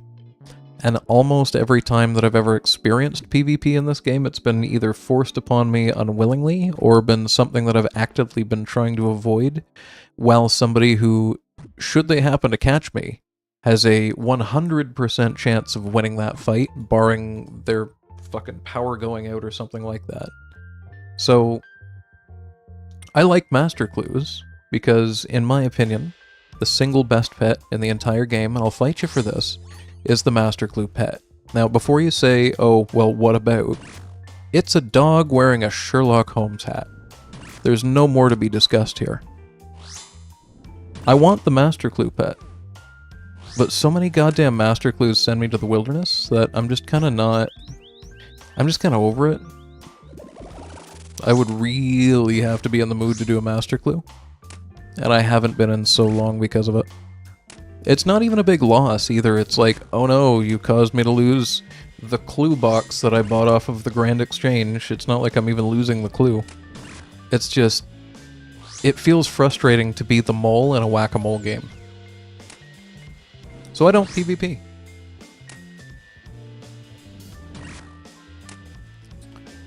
Closest thing to that I might do is bring a Din's Bulwark when I go to do a Master Clue. And a full inventory of food, and just brews, and maybe some mithril seeds, just as an FU.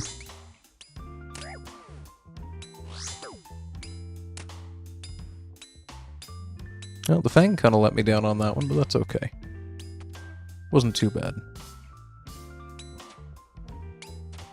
Anyway, I forget where I was going with this. Oh yeah, a lot of the big YouTubers that I see, and maybe I'm wrong about this, but they all seem to have made, like, the vast majority of their wealth from PKing, like, you know... Maybe they're just showing the best of, maybe they're just showing the wins and whatever, but it just feels like they all put out videos every once in a while where they're making, like, $500 million in PvP spoils without dying. But you watch them do stuff and it's like, they're just like...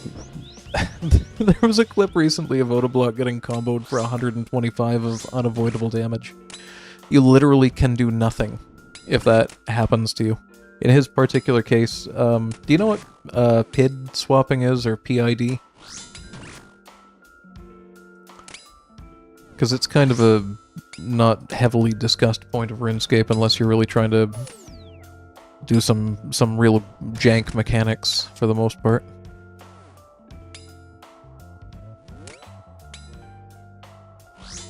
Nice. Avoided the damage by 1 game tick.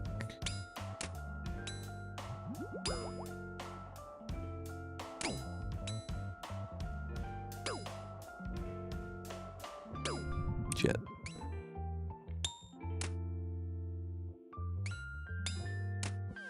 Missed my attack on the soldier scarab, unfortunately. I don't want to get overhead blasted here, so bear with me. Oh, come on.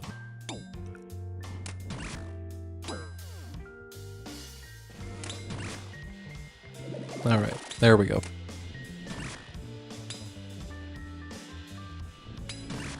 Not at all. So, I don't even 100% understand how you figure it out, or like how you gain it over a certain person, but to the best of my understanding, PID or PID is like priority ID. So let's say you and I, and have you ever done the duel arena? Have you ever gone there? This is the problem with like talking to someone that's not privy to like all of the bullshit that OSRS has gone through over the last decade, so I've got to like double check what backstory you know. But basically the duel arena was an area that people would gamble a lot, and one of the ways that you could PK there was to do like basically a luck-based fight where you would just punch and kick each other. But this person that had priority over the other person would land the first attack, or if you were both attacking on the same cycle, their damage would be calculated first. So if you were in a situation where you both had 1 HP, and whoever landed the next attack would be the victor of the fight, if you both landed 1 damage on the same tick, the person that has priority ID would be the victor, and I think there's always priority ID between 2 people. It's like an inner server working... Consider it like a list that's server-side that just dictates who gets priority over other people. Sometimes you get it by staying in an area for a long time, sometimes it switches. I'm not entirely sure how it works, because it's like a super jank mechanic that's like a background thing that you almost never have to worry about.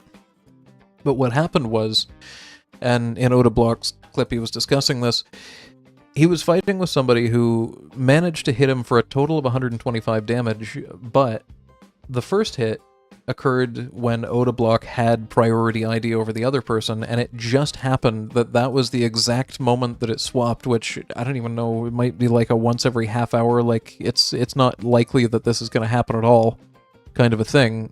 Oh, I guess we're mining that. I didn't mean to. Regardless, it's like a 1 in a million thing that this happens to him, right?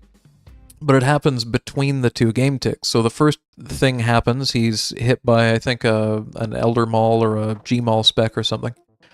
And that damage is then calculated 1 tick late because he has PID.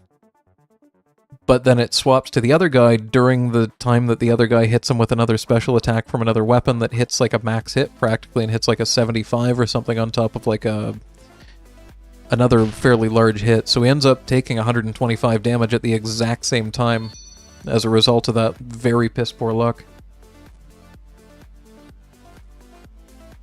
But some people will get sweaty enough with even the PvE content in this game where if you don't like have correct PID and like, oh shit, I screwed that up badly enough that I've got to do a double, then they'll just like reset a room, or it'll change how they interact with things, and it just seems like fucking wizardry when people that fully understand it are able to utilize it. Why did I just take 24 damage?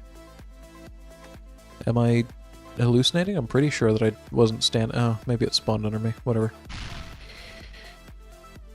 Alright. A bit of a slow run here, but that's fine.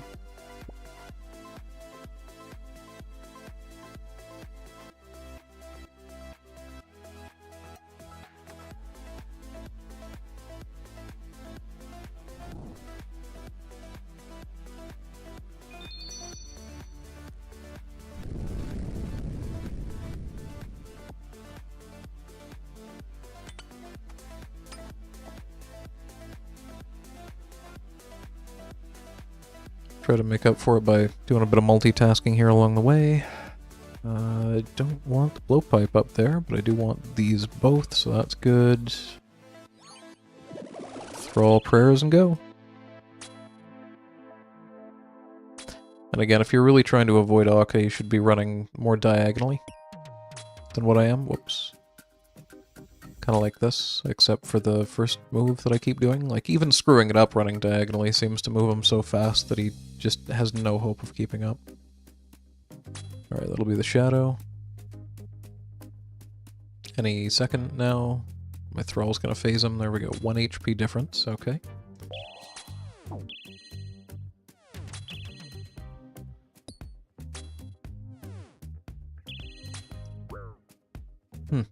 Took the shadow down so fast I can actually deal some damage with range to him. Nice. 2 hits. Not bad. White, yellow, black, yellow, black.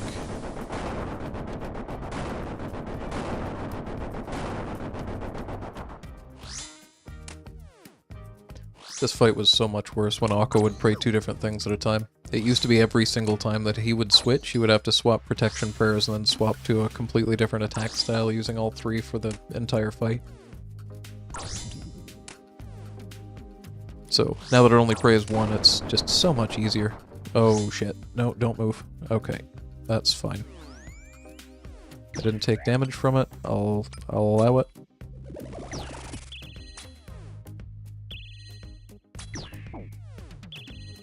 Probably just stay range at this point until it goes back to range. So it's gonna switch to melee and then do the center puzzle now, right? Yeah, so I've got a little more time than I normally would. Black, red, black, yellow, white.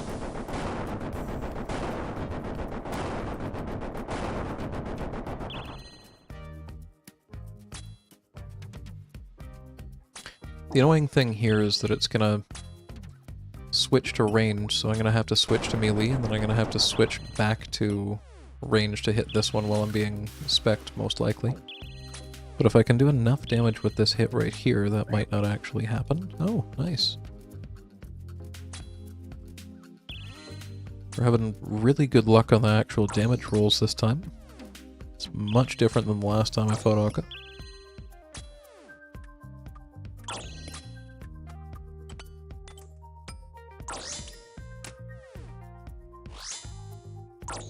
But I do feel like I'm taking a lot more damage. So you have black, yellow, white, yellow, black. There and back again.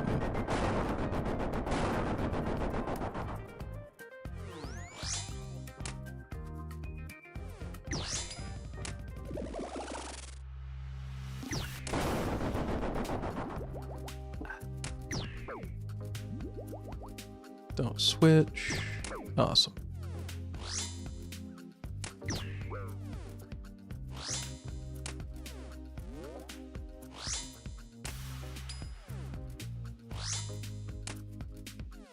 Well, we're having pretty bad luck on this shadow right now. That's unfortunate. I'm gonna have to Kara spec anyway, but I'm hoping that I don't just lose 1/3 of my health when I end up Kara specking from that. No, we're good. So I'm just gonna do this right now.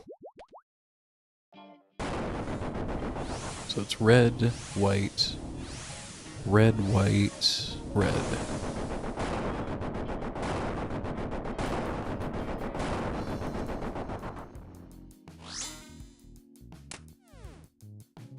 $118 HP.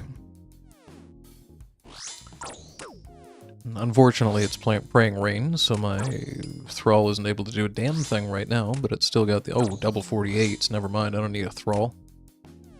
99 problems and a thrall ain't one.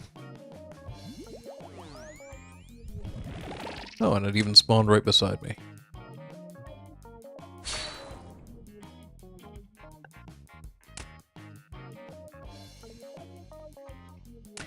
So there is a way to true tile these and have them having their own little squares that move across the screen, but I turned that on once and it felt like it was going to give me an epileptic seizure for the amount of crap that was going on my screen, and I never turned it on again. But if you have trouble with this phase, it might help you to true tile them. Or just go for the overhead view like I do. Alright, that's... Oh, never mind, I forgot there was still Grandis. I thought that was 4-4. That's my bad.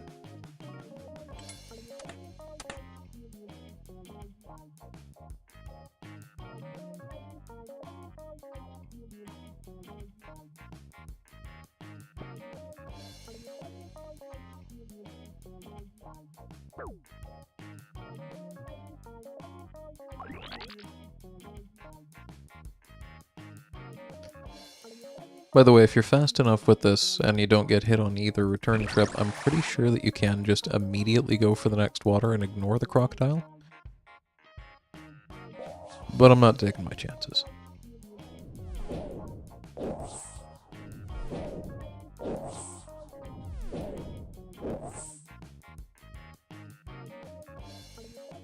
Really?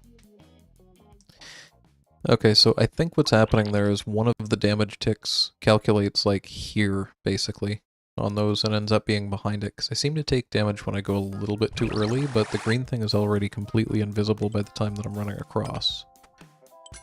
Either way, that whole puzzle room feels super jank to me, but anything where you're trying to move through RuneScape and skip over things and whatever generally does. It's like, you know the quest Rat Catchers? There's somebody that I know that's just starting RuneScape for the first time over the last year. Oh wow, a 2. That's really unfortunate. Anyways, they were just talking about having gotten stuck on a part of the quest Rat Catchers, and that apparently something bugged out, and they couldn't figure out how to get the NPC to, like, get out of the cycle that they were stuck in.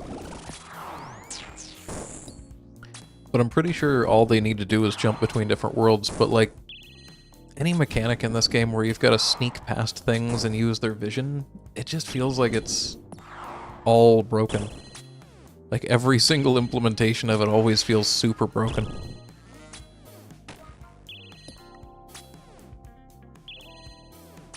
Okay, so just in case I have an incident and screw up this boss, I'm not going to resalt right now. I realized that I could in 28 seconds, but I'm not using Bruise at all right now, so I have no incentive to. I might lose a couple of attack levels throughout the course of this, but we'll be fine.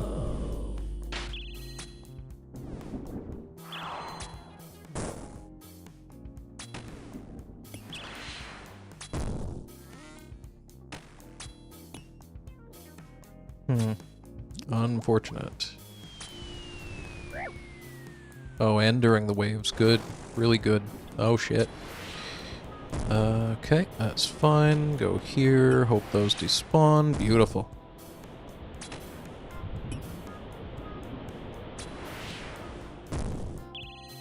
Strongly advise that you learn how to wave skip. I'm just super lazy when it comes to advanced mechanics. But if you are in a situation like that and you're kind of stuck, you can take one step away from the waves and then just run through them. It's one of those things that I really should just spend a day doing. Playing around with it a bit. It's the easiest solve I've ever seen.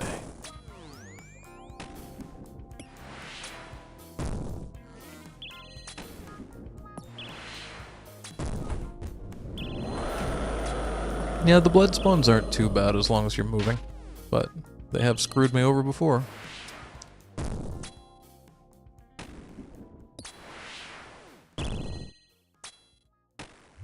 Don't know if it just used the magic attack or if I'm just having a seizure. I'm definitely wrong. Oh good, we're going to be doing turbo and waves at the same time.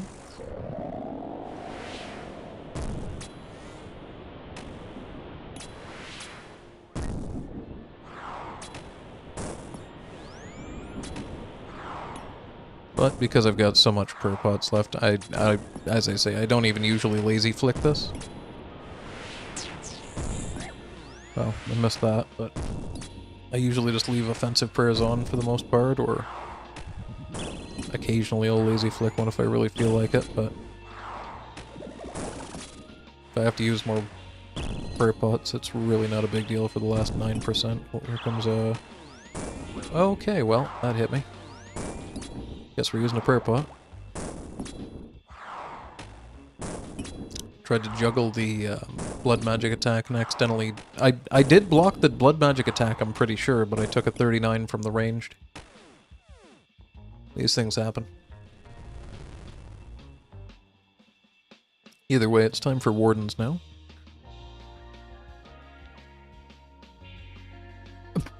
Don't mind me while I respond to a DM, I guess.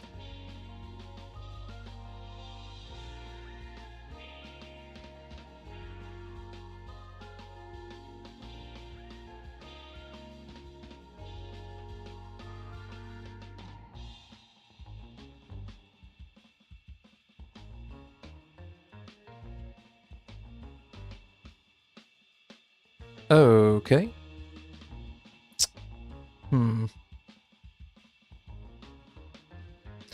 We'll try for that later. I'm just gonna usually have privates off while I'm doing this. Oh, Jesus, did I just... Okay. Thank Christ they put a warning on that. Okay. That would have just ruined my day. Almost forgot to grab the goddamn life chest and put my, my potions away. Got a little distracted there.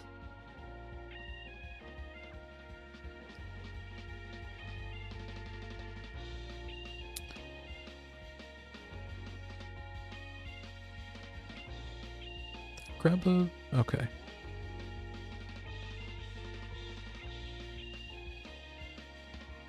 Alright, sorry, I had a little moment trying to think of who Morrison is, and I got nothing off the top of my head, but you never know with RuneScape, everyone's always changing their names.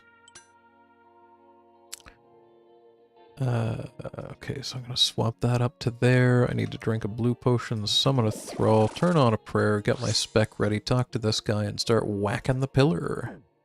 18. Let's hope for better specs than we got on that damn crocodile. Okay, not looking great so far. 13 and number 3. You know what? We'll just have to take it. And 69 HP. I did get a double ambrosia chest, so I really don't have too much of an incentive to even bother lazy flicking this, because I'm just going to use one ambrosia. One thing I will do while I'm sitting here generally, and again, not trying to tell you how to do the raid, but it's just sort of talking about how I do things out loud.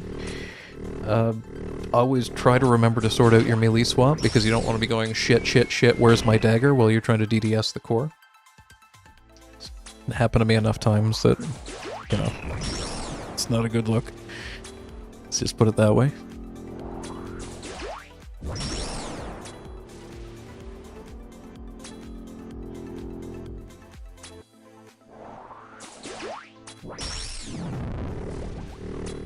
Oh, really? We're gonna have to tank the first one, it looks like. Oh, are we? 125 HP. Nice. Just barely in time. Alright, so we're going to shoot for a 3 down, since, as usual, Edmund was right about something, and it does in fact give me more points to go for a 3 down. Gives me an almost exactly 5% chance at a purple if I don't screw anything up too badly. But I will shoot for the 6 attacks right at the very start here. We've got 53 seconds on the blue pot still. The adrenaline, I think, is the actual correct name of that. Tons and tons of supplies. This should be just an absolute cakewalk. I'll say that, yeah, I'll read that in a sec. Maybe not while I'm dodging 2 things at once, sorry, my bad.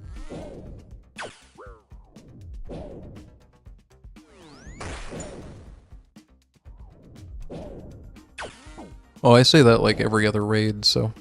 I'm gonna be honest, I'm mostly saying these things for myself, for when I inevitably screw that up. Oh good, do we get to skip some of Thunderskulls? It'd be nice to skip all of Thunderskulls, but...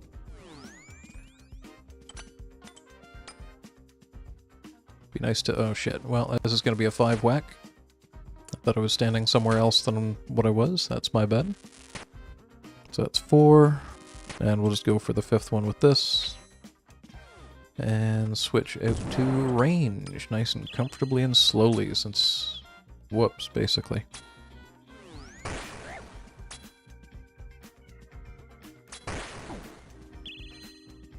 I guess there's not really much of an incentive to leave this on. I'm not actually even completely convinced that it's worthwhile having damage prayers on for this part.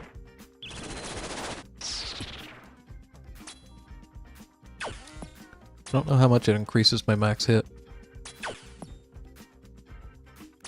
I actually don't know if there's a hit splat for these for a max hit, now that I think about it. And blue pot for the second ones.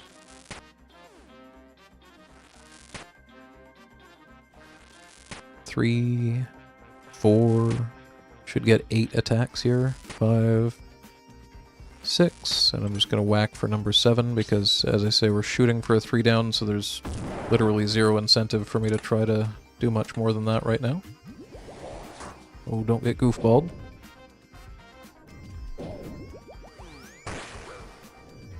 What I will do, though, is heal all the way up and result. Because I don't want to get caught out by a Thunder Skull and Goofball at the same time. That would be a really bad thing to happen right now.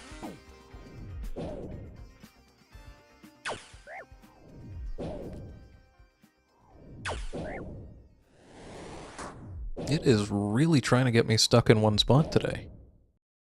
It's enough of that.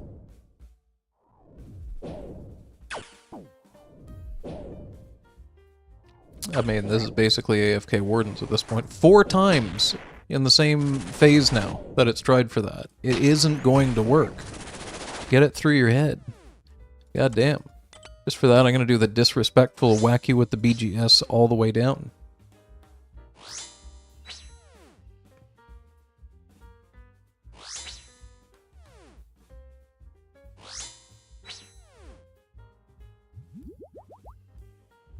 Oh shit, can I get a scarab out of here quick enough? Nice.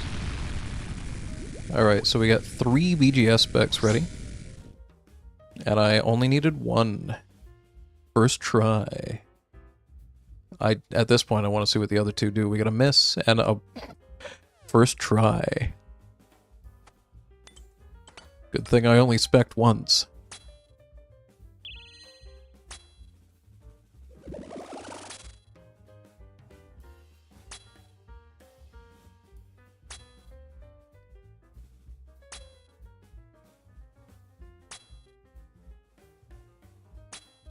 Actually, I might as well heal up, in case I do that.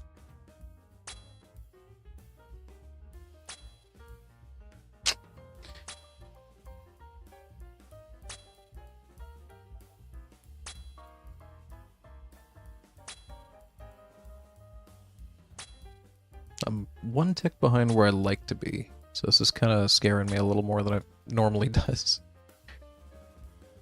Alright. First skill skip.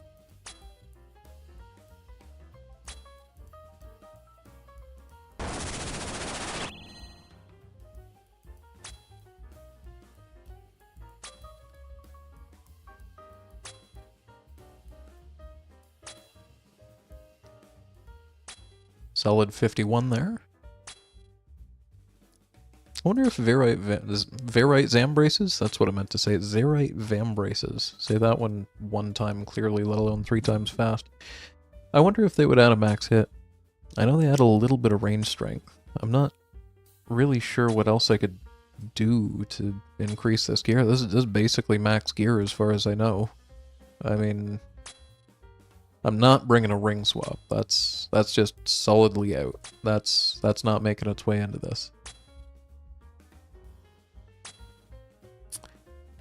But that aside, I think that's the only last sort of thing that I could even potentially upgrade.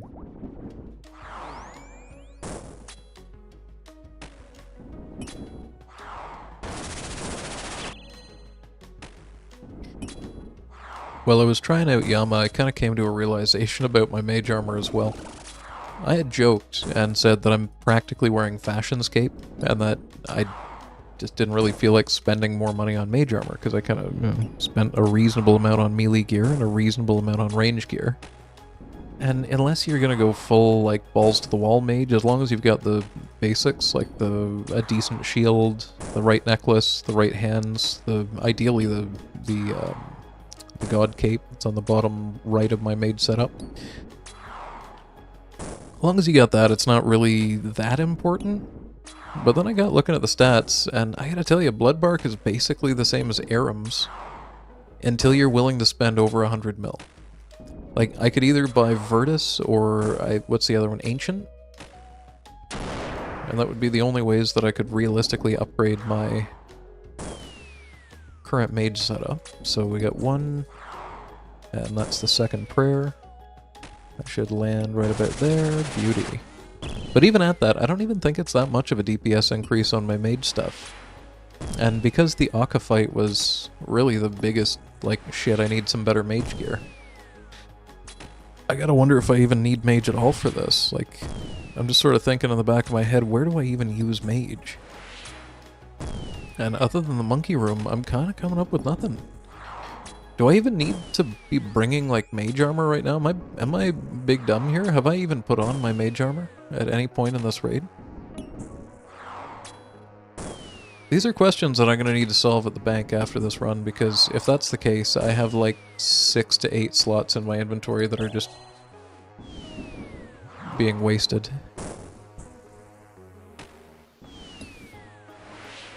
Alright, we go. Grab a thrall, get the BGS in the right place.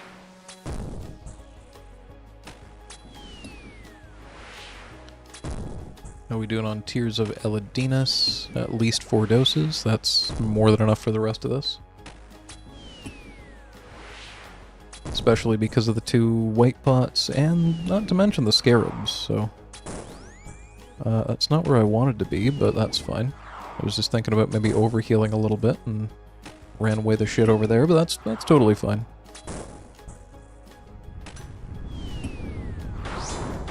Okay, first one I think was an 18, if I saw that correctly. Second one's a 30. So that's, what, 48 damage that I've dealt with the BGS, which actually very solid.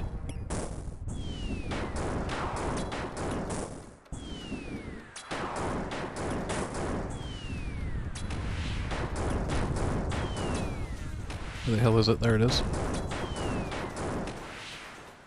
Gonna resummon this, just because I kinda can. 2, 3, shoot.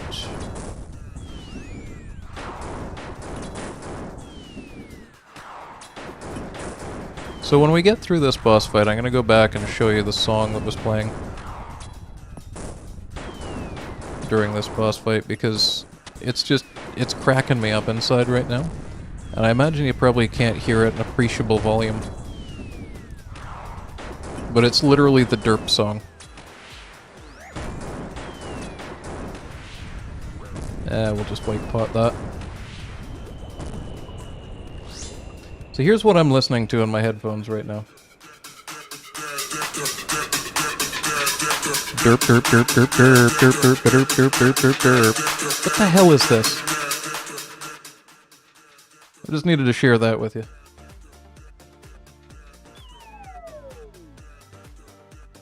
I called nothing and under 200k in loot. How about that, Jonathan? Let's see. Oh, god fucking damn it, I was hoping I wasn't going to be right about the second part.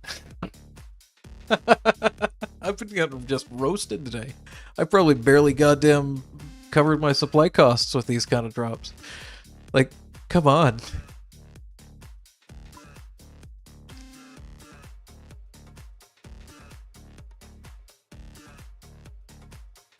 I think I may be wrong about this, but I don't think we've had any drop today worth more than 200k. How far up can I scroll this? No, I can't. Scammed. No, well, so, you see, as a Canadian, I recognize what this is. This is simply Tim Hortons roll up the rim to win, giving me a play again. It approximately covered my supply cost. It gave me the confidence to do another 315, and it said, thank you, come again. So I will. That wasn't meant to be timed with the end of that song so perfectly, but I'm happy that it happened. Don't forget to like the stream and subscribe for more content like this. Might as well do a CTA anyway. Got nothing better to do while I'm getting my gear sorted out.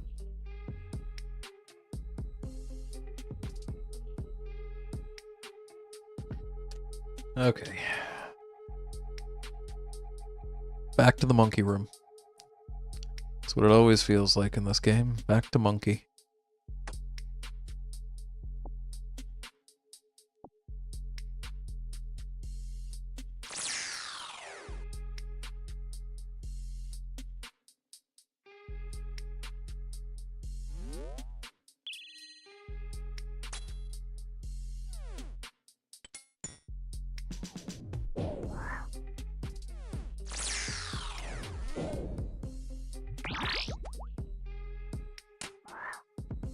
Okay, that was a really good start.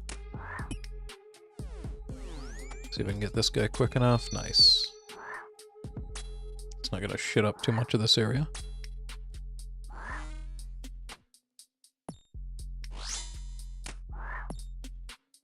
Okay, that's a little bit problematic, though. You know what? I'm gonna do this.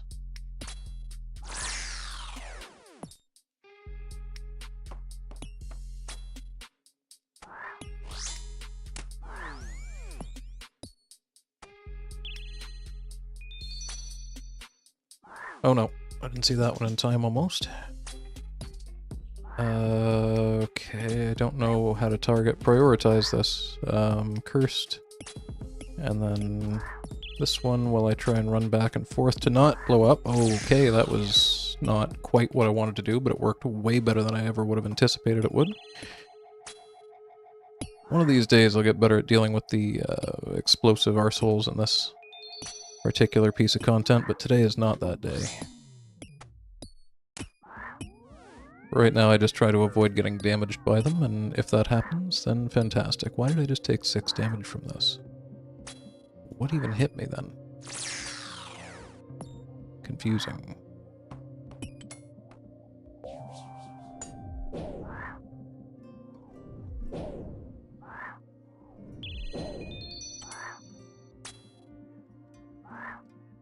Okay, getting the hell away from that. And I think these are the last 2. That was a really calm monkey room. That doesn't happen too often.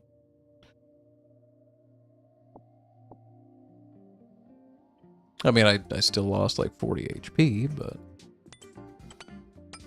could have gone a lot worse.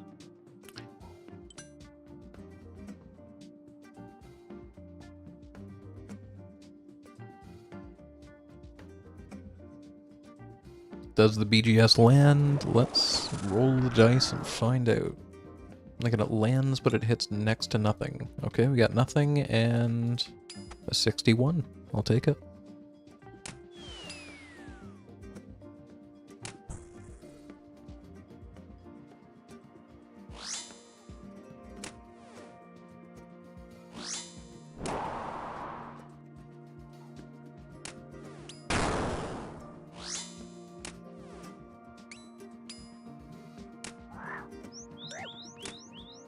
Oh, good.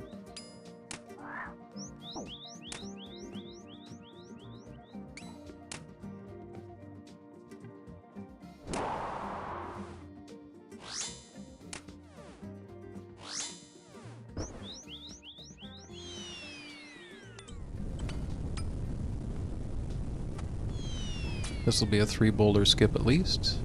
Had a little trouble getting the bow on. That'll work.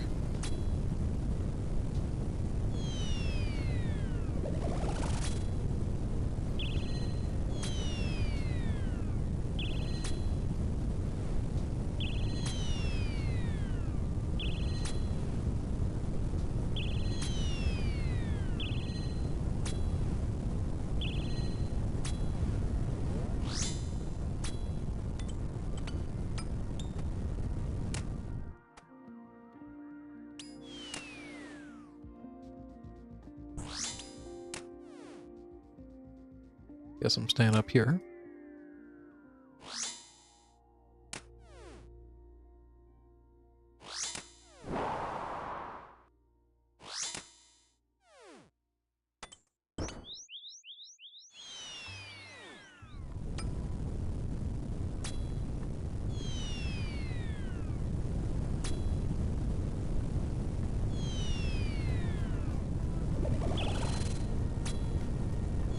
Alright, we got a fully BGS'd Baba. We got the... what do you call that? The boulder skip. Pretty much perfect that time. This should be good. Might even be able to get out of this without using a sip of prayer restore if I'm able to. Whatever these are, super restore. Probably not though.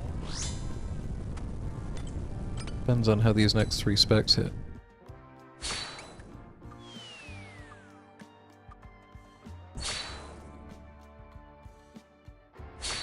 Oh yeah, we got this.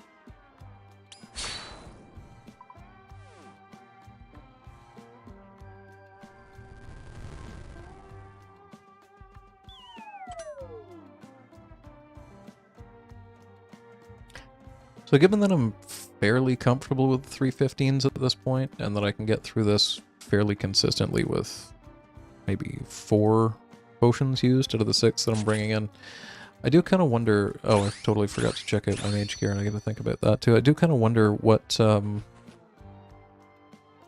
I could maybe add invocations-wise other than insanity. So I've gotten to a point where it's either going to have everything level way up with Pathseeker, or have to learn insanity.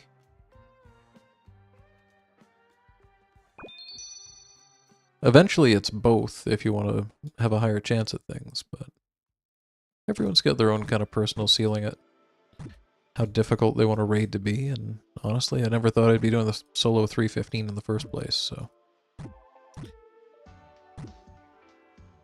If you're gonna do Toa, I'd do it pretty damn soon too. If you've looked at a chart of the shadow prices lately, it is taking a bit of a nosedive. As long as it's over 500 mil, you'll find me at Toa. If it drops below that, I might just farm the money elsewhere and get one.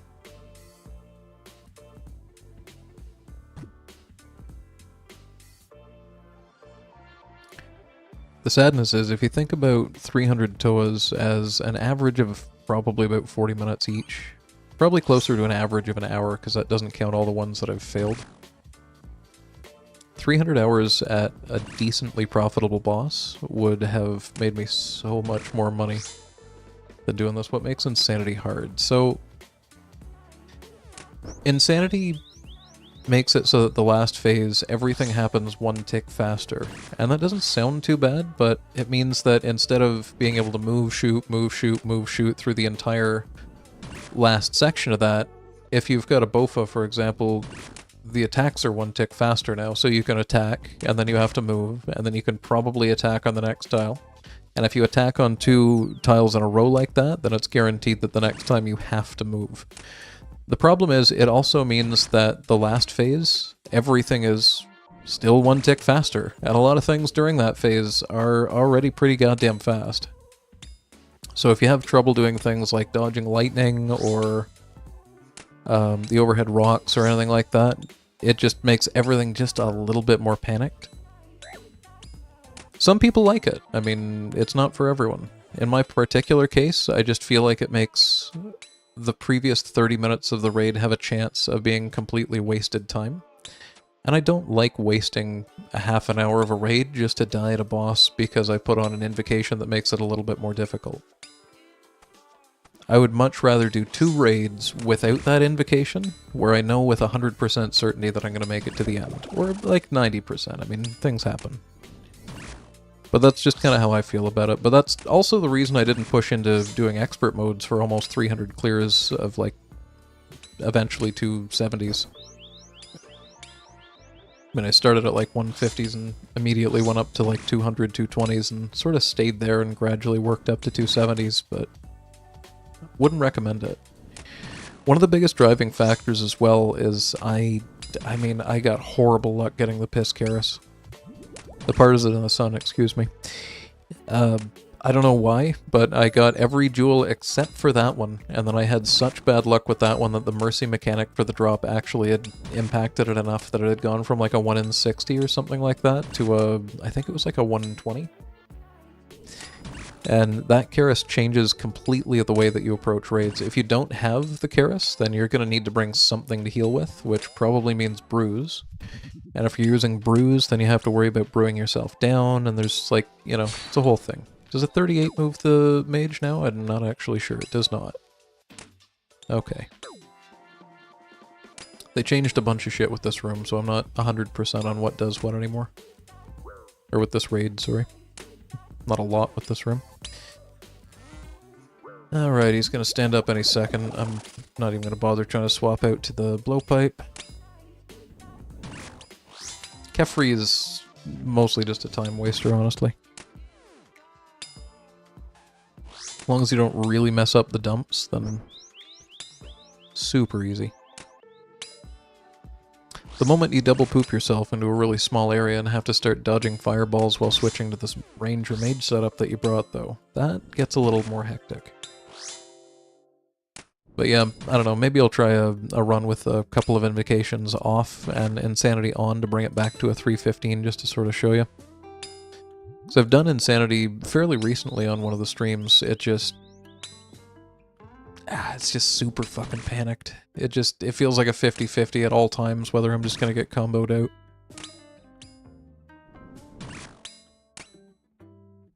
I haven't had enough coffee for that. Anyway, Thrall just expired, that's really good. I'm gonna take Offensive Prayers off and keep an eye on its HP. It's at 14% and I'm getting pooped. So I'm gonna go for a big hit. There's 3.6%. Next hit's gonna poop again. No, poop again.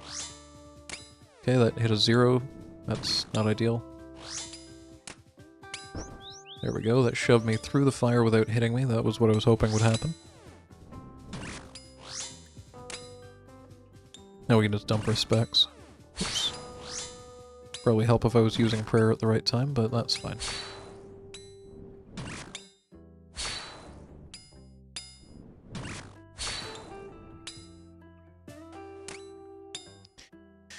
Also, I have probably said this before, but the original BGS specs on Kephri only last until Kephri's blue HP turns to like a normal red and green one. Whenever it turns to red and green, its defense goes back up to full, so if you do happen to have a Bone Dagger or a BGS and you really happen to want to, you could wail on him again there. Oh, Jesus, it's going to be a one salt raid. Okay. Oh. Shit. Okay, so that's less ideal. There's a couple of things that can line up that make this raid very slightly more annoying for me. This is one of those things. Generally speaking, if it's going to be a one-salt raid, I really prefer doing Akka first, but I also would prefer not having a level 3 zebak, because that means that I'm going to have to deal with a level 3 zebak in the final fight. And I don't actually know if that speeds up the prayer switches. I think it speeds it up on level 3 and on level 4. I could be wrong about that, but I'm not going to find out today. But it does mean that ideally this salt has to last me all the way through this boss and through Akka. So, yeah. Let's try not to die.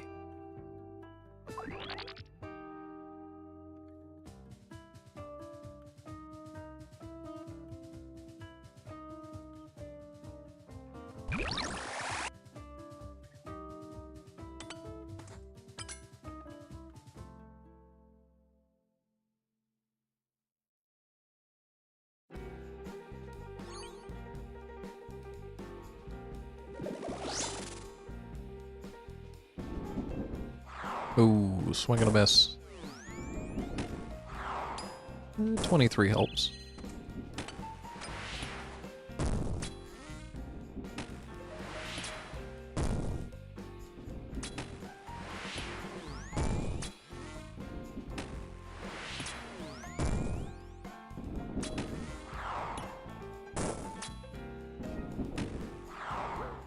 Oh, oops.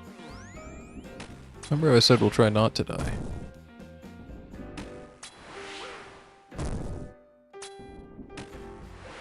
Well, that range attack just hit me at 10 apparently. That's unfortunate. Alright, waves first. That's kind of preferable.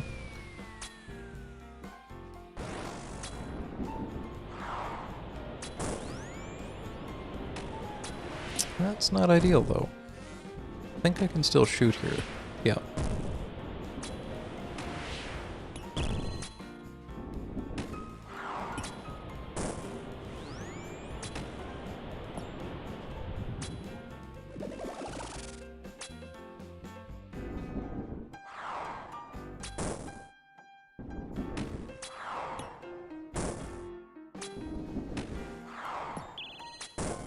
Alright, I just need to stay alive for 20 more spec energy so that I can use the Kara spec. And we should be fine. I don't even really need to use it, but it would be a really unfortunate situation if it whittled me down with mage attacks if I don't. I saw that, you crocodile bastard. Alright, far side waves. Oh wow, it's all the way over there. was very close to a problem.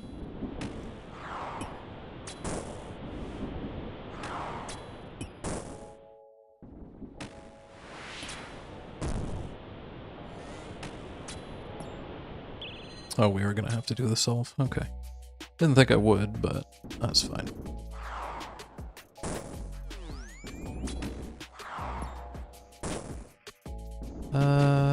Shit. How do I get to there safely? There we go. Alright, I'm gonna go for the Kara spec, because I just don't trust myself not to screw anything up. And honestly, I've got tons of supplies at this point.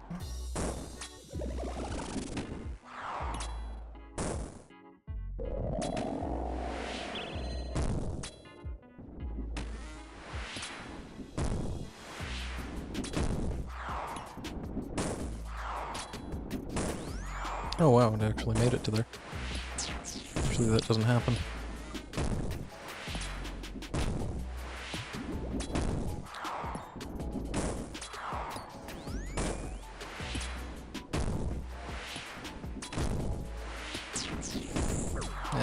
Not worth it.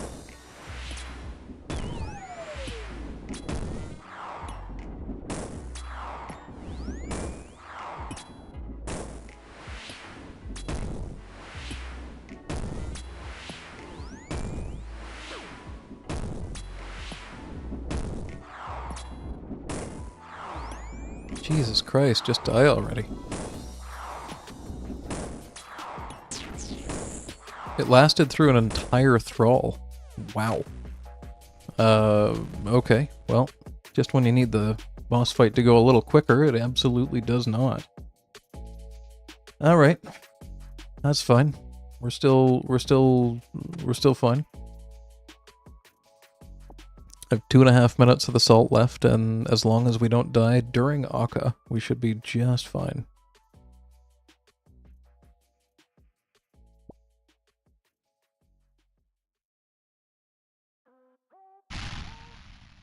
Now let's find out if I jinxed myself.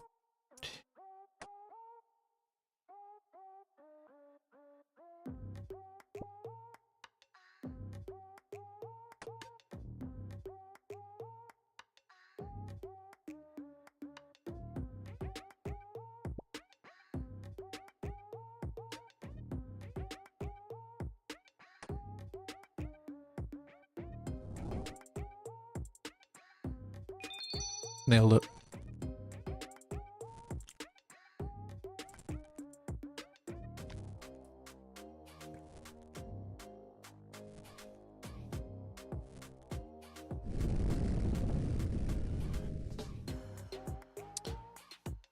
Alright, 3 bosses down, 1 boss to go. Let's go fight Akka.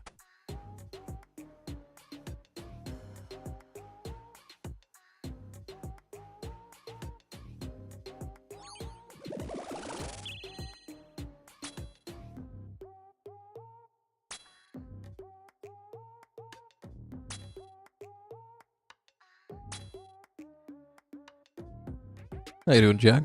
Welcome to the stream.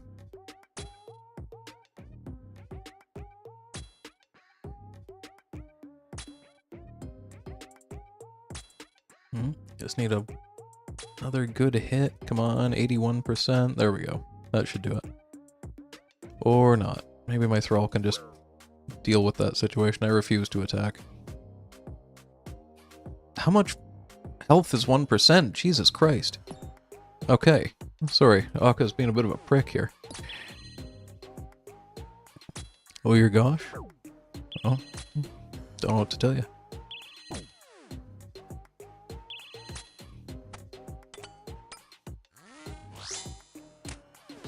This is level 2 Akka, so I have to remember there's going to be 5 in the center on the next time that it switches to mage.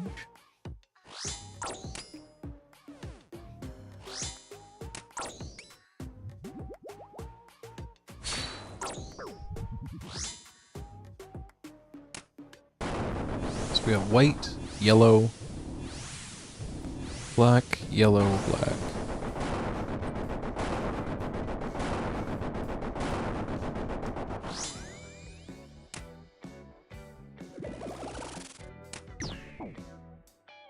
Oh, Yeah, no, I had a lot of fun with those. Just the game kind of died really abruptly. It's also a bit of a weird time in my own reality, so seemed like a natural time to stop streaming it. If I remember correctly as well, something happened with, like, my Epic Games refused to launch Fall Guys for, like, 6 months, and then when it finally did allow me to launch it after... I don't even know what caused it to fix itself, if I'm being completely honest, because it was broken for months. Nothing even, like, updated, it just decided it was working one day, so I decided to stream it. And, sorry, one sec. Black, yellow... Black, yellow, black. And the course creator had come out, and I gotta tell you, I've never been more disappointed. It had the funniest goddamn bug. This is old school RuneScape. Everyone's playing this right now, and I just already happened to for several years before, so I've got lots of experience with it. So, if you have any questions, feel free to ask. But, as far as the Fall Guys thing goes, the level creator had the stupidest bug on the first day that I think I've ever seen in any, like, situation similar. So, I was trying to follow along with what the on-screen directions said the keys were. Like, it said, I think G or something was supposed to reset a block or delete something or whatever. And none of it was working, and I'd been streaming for like an hour and a half trying to figure out why the controls that it was telling me weren't working. And all of a sudden someone comes into the stream and tells me, hey, so they screwed up, I guess, and the only way to make the controls actually accurate, even if you haven't changed any of the controls in the game whatsoever, is to go into the keyboard controls and hit reset. Even though it doesn't visually change anything, all of a sudden it fixed everything. And I've never been more just confused at a situation like that. So I tried messing around with the level editor for another half an hour or so, and I haven't played Fall Guys since. It's interesting to me to see some of the other content creators that were making Fall Guys content, some of the ones that are still doing it. I can't think of the one's name. He was actually in one of the streams one day. His name eludes me, but I can picture his face clear as day. Because he uses his face on every single thumbnail. But I noticed even those creators just kind of plummeted in viewership. They just... I don't know why, but there's just no one left to play that game, it feels like. But anyway, as far as what this is old school RuneScape. Basically in about 1999, 2000, sometime in that era. Jagex made the original RuneScape, and that's what people refer to as RuneScape 1 or RuneScape Classic. That no longer really exists at this point, unless you're playing some kind of a private server or something like that of it. There we go. Sorry, I had to do a lot at once. But, yeah, that one kind of just ceased to exist because it was really old. But RuneScape 2, or sort of when they had an entire overhaul of the game, is very similar to what this game was. And eventually the game just continued to update and update and update, and eventually there was like a graphical overhaul and like a whole overhaul of how combat worked and all that kind of thing. And generally speaking, most people prefer this version of the game. I think at around 2014 or so, they realized that they had some like... oh shit, some like 2007 server files somewhere on a drive that actually still worked, and they allowed the community to kind of vote, would you guys play an old school version of our game? And everyone kind of voted yeah, but it took them a year or two to sort of implement it, and it really wasn't quick to get off its feet. Like, the very first year that this game, Old School RuneScape, came out, oh my god, now I'm getting a 1 Ambrosia life when there's a 2, you sons of bitches. This is going to be a minimal supply rate, isn't it? Anyway, I'm just going to bring 1 Super Restore with me just for safety, basically. Which is going to have to, I got to think about some things here, so it's going to slightly change how this is going to work, so... what don't I need with me? You know what? I only have 2 fucking Ambrosias. Or, as soon as I salt... yeah, so I think actually what I'm going to do is I'm going to salt later on. I'm going to try and do that as I come into this part of the fight, maybe. Which means I should... I don't know what the hell I'm doing. I'm very low on supplies because of the way this raid happened to go, so I'm just going to hope for the best. That was not the best. That was almost the worst possible outcome. What do you use Fang for here? Pretty much the entire raid until now. There we go. Fang is no longer useful to me for the rest of this raid. So, I mean, I could have banked it if I really wanted to through that little pot, but... Generally speaking, though, I use Fang on Baba, I use Fang on Kephri, I use Fang on Akka whenever I'm not using range.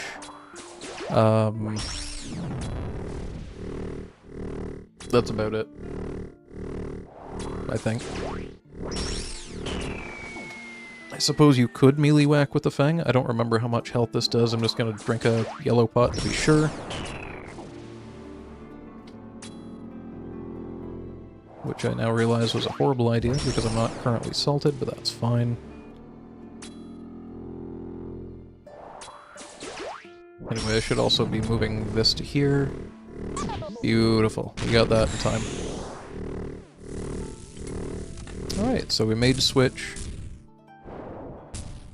Looks like I should have enough adrenaline potion that I can get the first of the 3 downs with,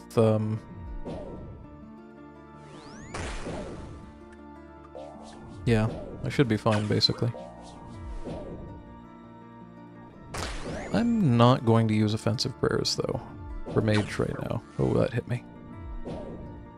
Thunder Skulls are trying to screw me. So, maybe I should flick it whenever I can, kind of thing.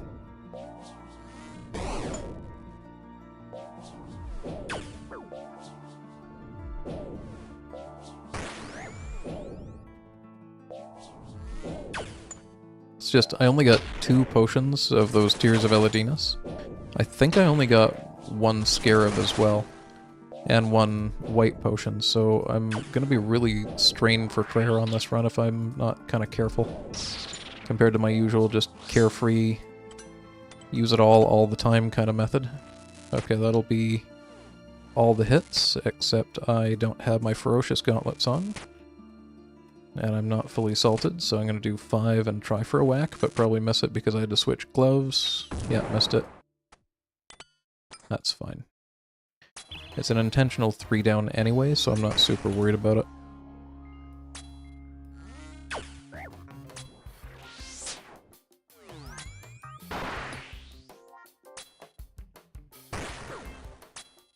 I think I'll salt going into the last phase. Ooh, that was close. Although that means that I have nothing to heal with, so that's awkward. Maybe I'll salt after the second down, because I'm going to use the blue potion here in a second anyway. I think that's probably the play.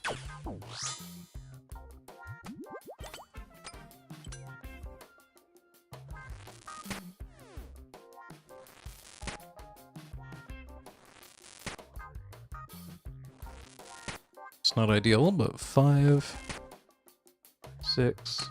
Yes, it does.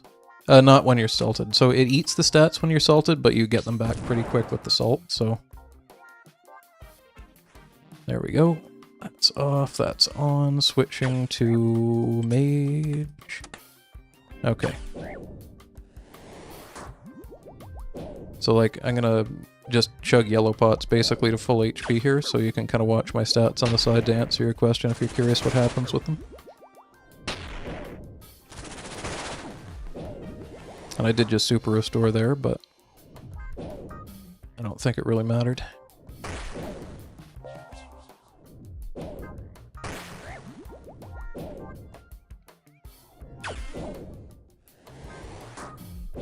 Jesus.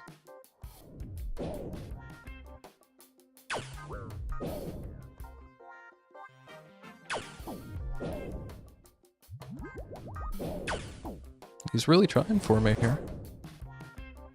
I'm just gonna pull him a little bit, but that's okay. So that's the end of that spec.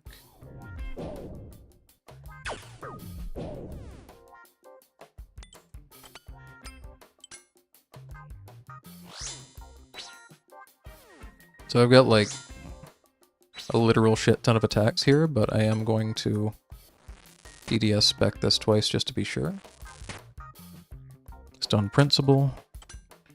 And I'm gonna drink up a little bit actually. I think I had a decent amount of nectar, but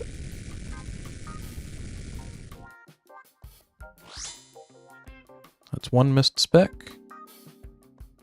That's two missed specs. That's every RNG thing that could have gone against me in this raid as far as like supplies, specs landing, defense reductions, it feels like has just kind of screwed me. So this is sort of a good example of why I don't like to push to a higher invocation. Because I definitely could, but it just feels like I would be heavily punished for it, let's put it that way. So I need to think about supplies here. At some point I need to get the scarab out. Now, the white potion I can use anytime, but the yellow potions I'm basically not going to be able to use as soon as my salt is done. So I should be drinking to full now, because that's not going to matter in a second. And I'm going to go for a last BGS spec, last ditch effort when it's between 80% and 60%, just in case anyone's curious. Usually don't bother with that, but I don't think I've ever missed both BGS specs on the some bitch like that. Need to be on the bow still though.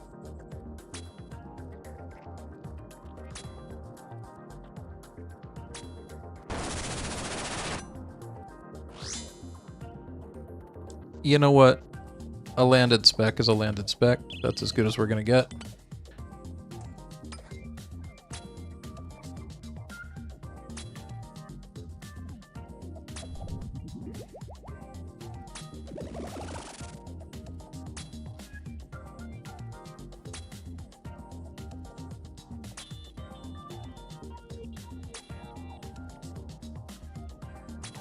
I don't love being one tick late like this.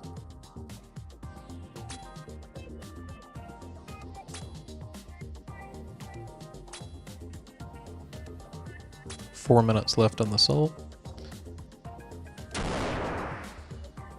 I want to... Oh, I do have double scarab. Okay, so I'm not actually that bad off here now. I thought I only got a single scarab from that. I'm just gonna crush one of them right now then. Yeah, in that case I can just camp offensive prayers, I can just do whatever I want.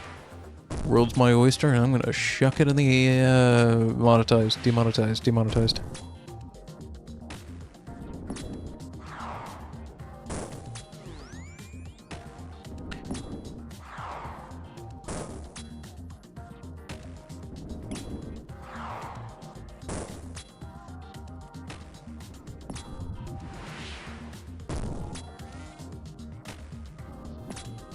I feel like this is a waste to summon a thrall when it's 3% from getting phased.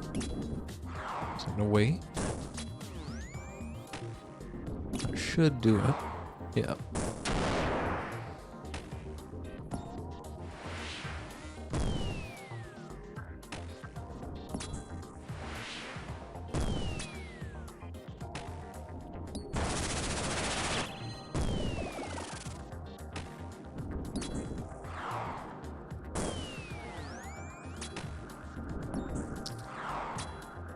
So now that we're in this phase, somebody had asked why I consider insanity so difficult. As I was mentioning before, the Bofa is perfectly timed out for these attacks, so I can click, and I know that when I either get the XP drop or hear the sound of my Bofa shooting, I'm going to be animation locked until like one tick after that anyway, so I can kind of play one tick of sort of in advance of the game. It's like I'm clicking, I'm waiting for the attack, and as soon as I hear the sound, I'm clicking on the tile beside me. And then that basically animation locks me into moving to the perfect time. So we dodge the first rock. On insanity mode though, because everything's one tick faster, you can't really do that. Oh, and the other thing is that you have to actually remember, on normal mode, it'll always start attacking you, so that you should stand on that side, and then the left side, and then the middle. Insanity mode remembers what you ended on. So if it did that left side attack, and then that right side attack, and then it went into the next, like, skulls phase, the next time that it comes out to this phase, it's going to be hitting the attack where you have to stand in the middle. So you either have to remember that, or if you stand at the very back of the room, you get just a little bit more sort of advanced warning, because the attack sort of ripples across the ground like it does.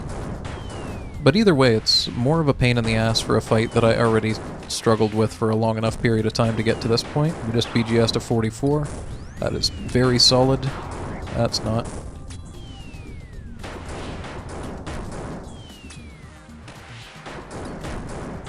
And again, just try to stay calm and get into that 1-2-3 rhythm. 1-2-3 shoot. Oh, that's going to hit me because I was in the wrong spot, but I'm going to White Potion because I have one.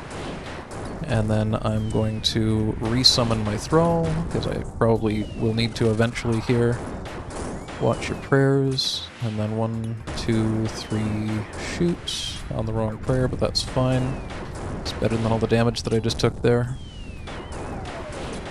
If you really want to, you can always just sort of heal up with Bruise during this, because, I mean, the salt will fix it for another 30 seconds or so. And I'm really bad at back rowing like that. I would have taken a lot of damage there if I hadn't gotten through the boss fight a little quicker than usual. Does Yellow Potion use, oh, yeah, never mind, I already answered that. Sorry, looked at the other monitor and saw the same question twice. How in the name of God... So, I was 10 dry before starting to track these, and we're at 33, so I've done 43 raids without a purple.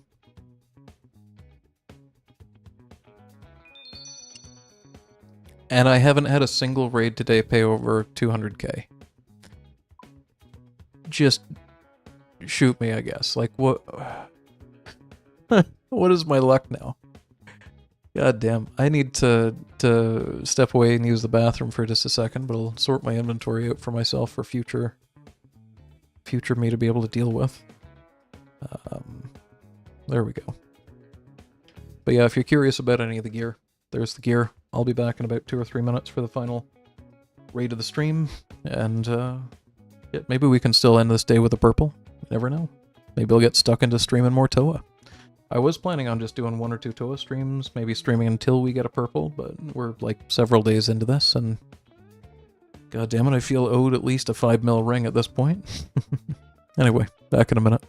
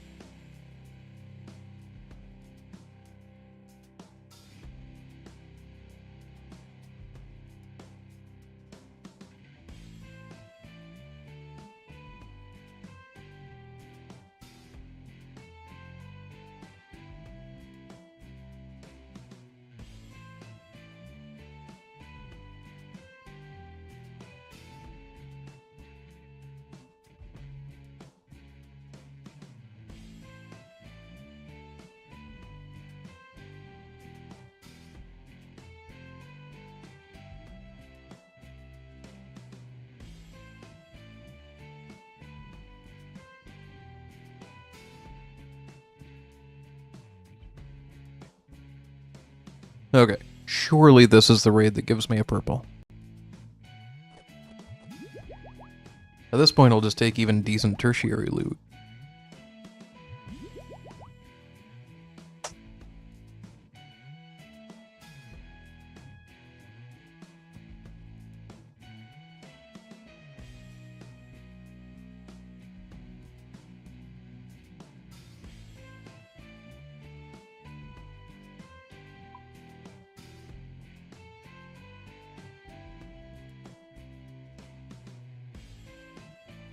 This one for sure, exactly. As with all things in RuneScape, it's a 50% chance. I either get her purple this run, or I don't. Honestly, I'm mostly just celebrating the fact that I'm having this good of a clear rate on a higher invocation than what I'm typically used to. Really does just go to show you can probably do harder raids. Whatever you're doing right now, unless you're way further up the chain than me, you can probably do harder raids.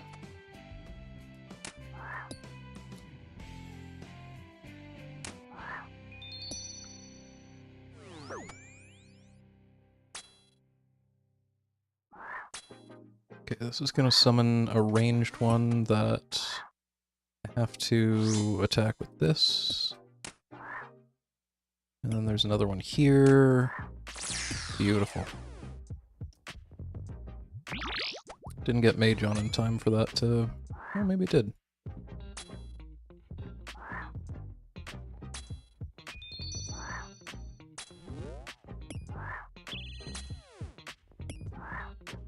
Shit. Missed the prayer.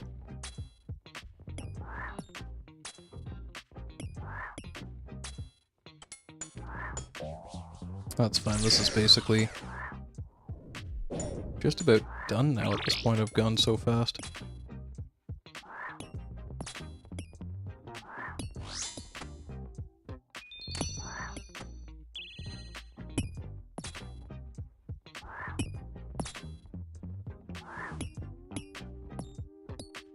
Okay, I only got a couple. I have got to get better at dealing with these.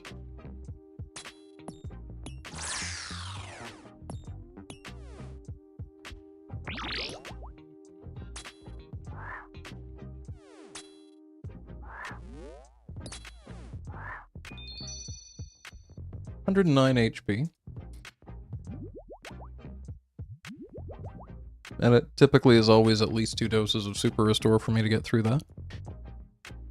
I think we're getting better as time goes on at least, but tomorrow is another day and I'll just reset my my skill count, so to speak. I find the first run of the day is always really rough and it kind of ramps up, but then by tomorrow the same thing will happen, so it makes me question if I'm actually getting better at this content, or not. Anyway. At least I know what I'm doing now. As I missed the BGS spec. But the second one gets a 46. Alright, we got maximum reduction.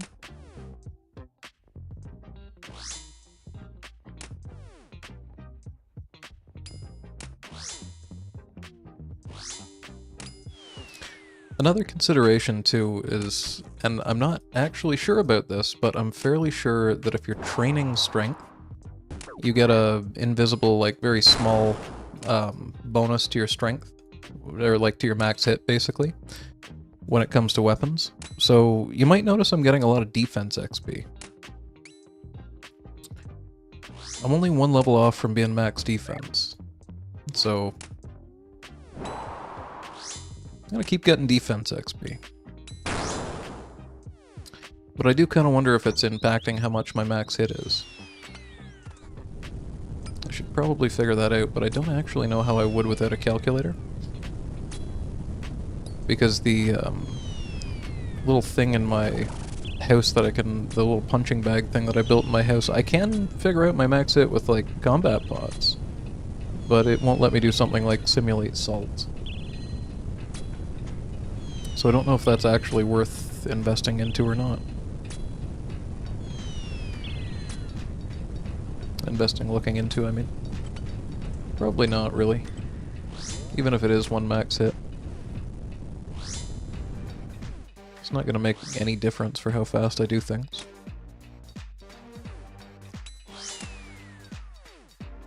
More just a curiosity. I mean, if it does turn out that it gives me a max hit, then I can make the argument that this defense level gave me a max hit, right? Oh, why am I running up? Those crazy, crazy yellow clicks. Oh, good, I'm dead. Yep. Thought I was further over than that. That's just a 1 shot. Boom, done. Easy. That's a start over for me. personally. It doesn't have to be, but it means that I don't have anti-poison for Kephri, I'm no longer buffed. I'll do the monkey room again for that, that's fine for me. That's unfortunate, but I mean, we were bound to have a screw-up at some point.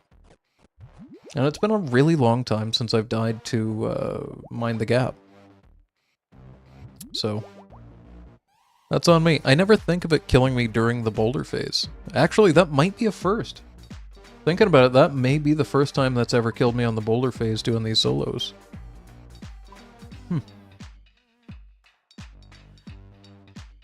Well, I got 121 HP. Let's see if we can beat 109 this time, shall we?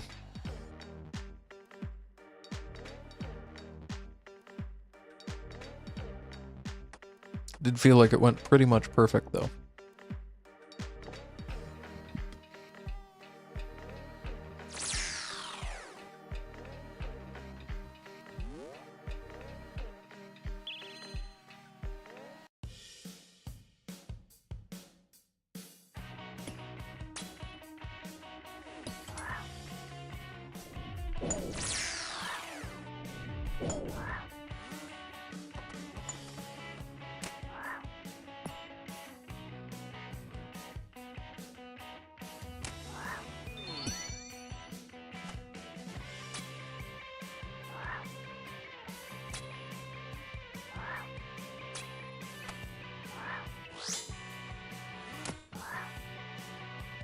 Come on. There we go.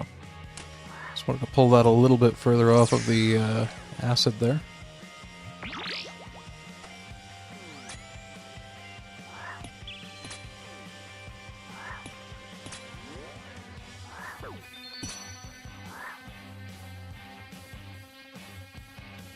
Oh no.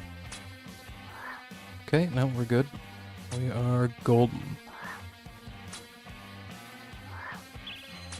Nice. Even got the one shot on that guy.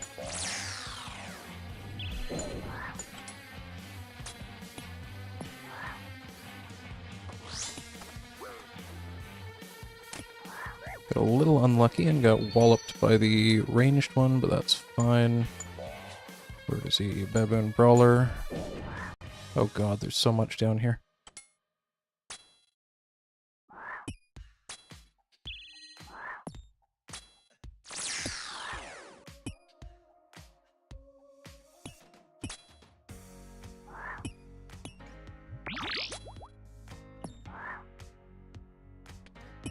Alright, we ended with 99, I'll take it.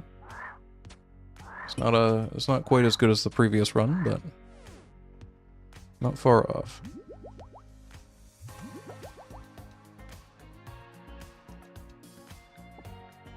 And I know you can put the super restores over here, but then you gotta run to the hammers and the potions, and it's... You go ahead and save your 3 seconds and do it that way if you want to.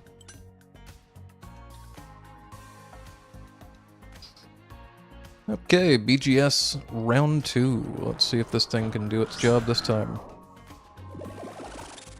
It seems to want to miss the first one a lot of the time. And slaps a 47. Fuck yeah, I'll take it. Get the exact same start, basically.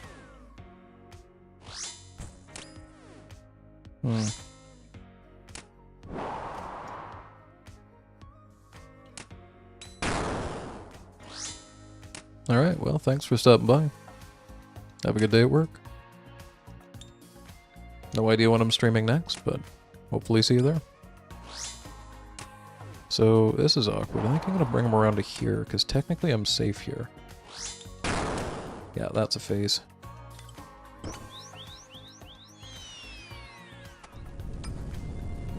Perfect. Is he going to do 2 in the same area? He is. That should get me to the top. Yep, beautiful.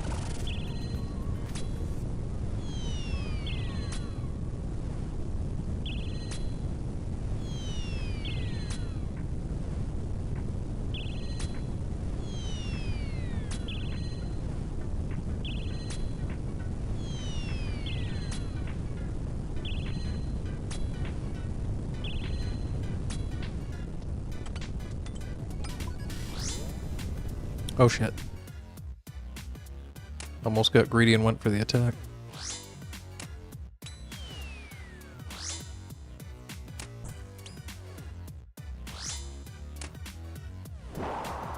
I think I'll just take a step over here.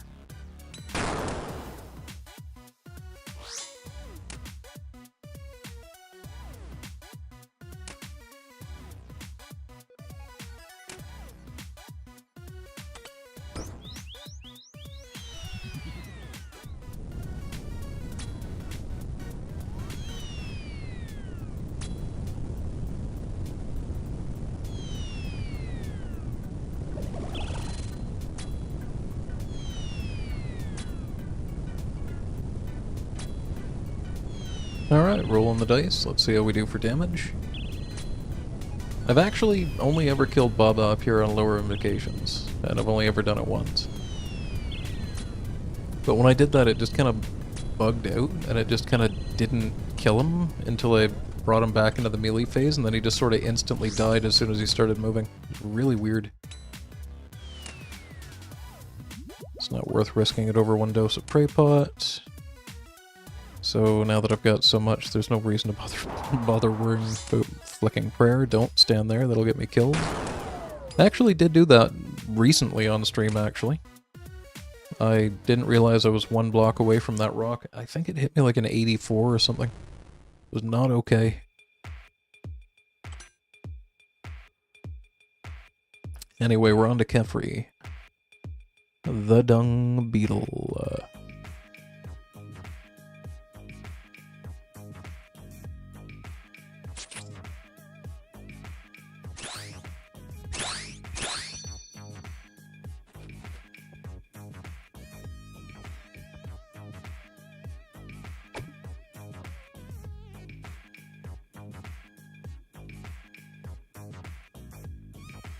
Oh shit, that's wrong. That was a tick early. That's my bad. That's the most inline one I think I've ever seen. Huh.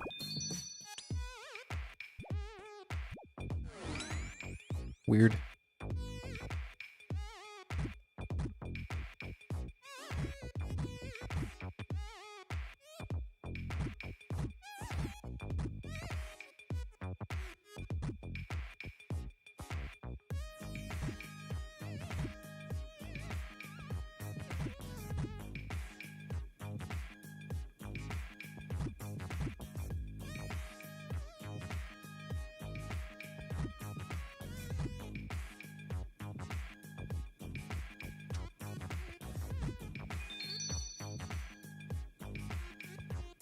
Welcome to Coffee with Kephri.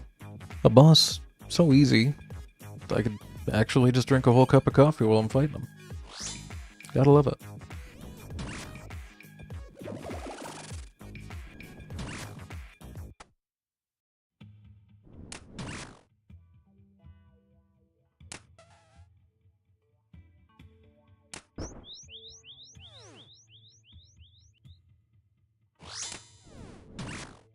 I've got to be getting close to 99. This is driving me nuts. How much more? 234,000. It's half what it was the last time. I'll take it. Actually, I'm a little curious what my XP per hour is right now.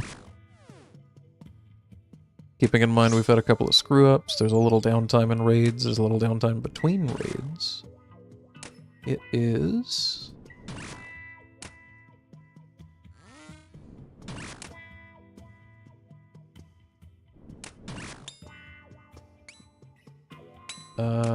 too hard to look at right now. I tried.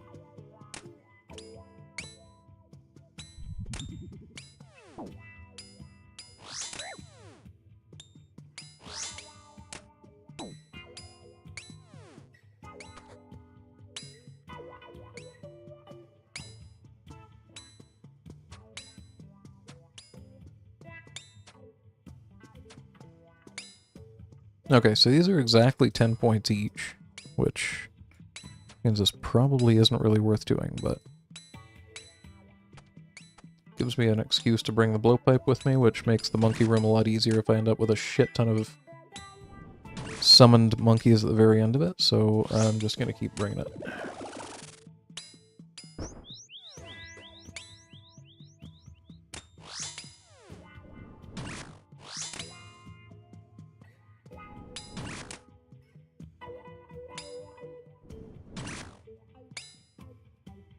I'll just casually BGS Kephri for a 49, why not? That seems totally normal.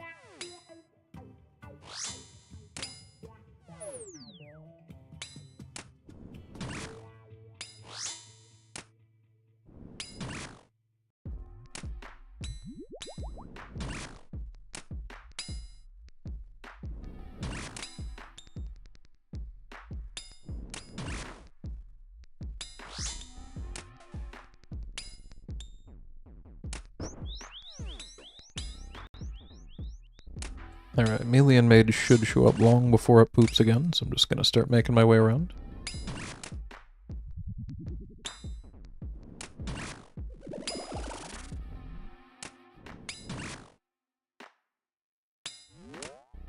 Oh, max hit the melee. Beautiful.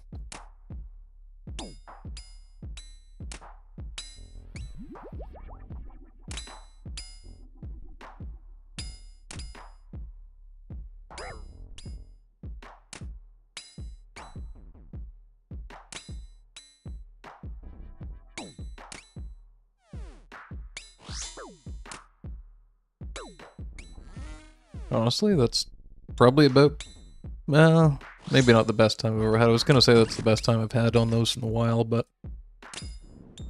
I guess being right on time for him to wake up is about par, so...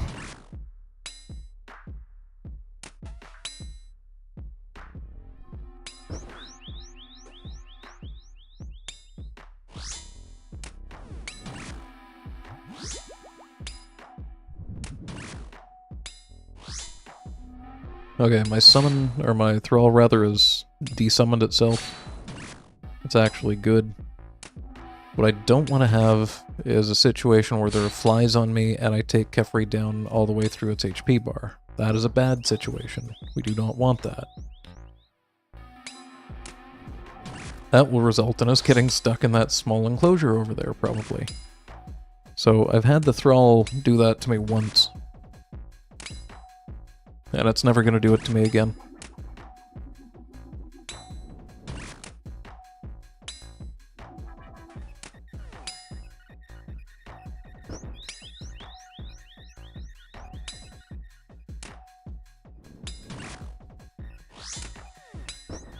And there we go. Don't have to worry about getting double shat.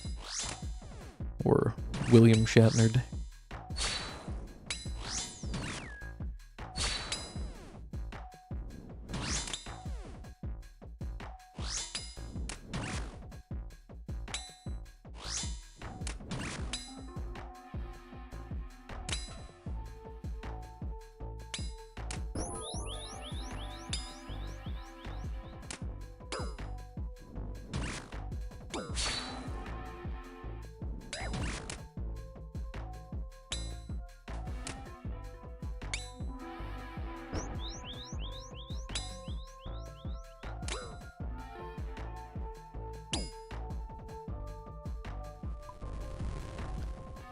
Alright, checkpoint 1, do we have double salt? Sweet. Alright, don't even care if we get a single ambrosia, single scarab bullshit going on next time. I'm good with it. So we can do level 1 Krondus or level 1 Het. I guess we'll do level 2 Krondus and level 1 Het. Don't know why I chose to do that, actually. I would have been way better off doing it the other way around, but it is what it is. Neither one's particularly difficult. Actually, no, I prefer this way. This means that I'm going to be able to be through Akka quite a lot faster. Level 1's going to be just a cakewalk.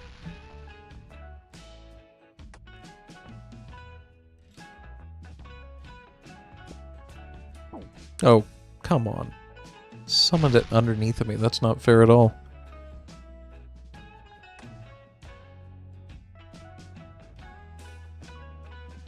I'm gonna BGS zebak for a 34. We're gonna be waiting a little while to find out because I'm on my way to Akka, but I'll keep that in mind.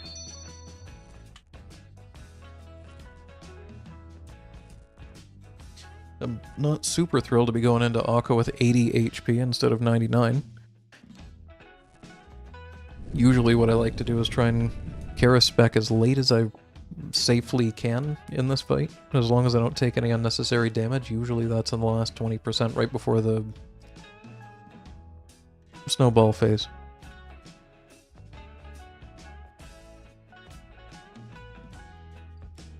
Yep, you did. I think it was a 47 or 42 or something. It was a 40 something.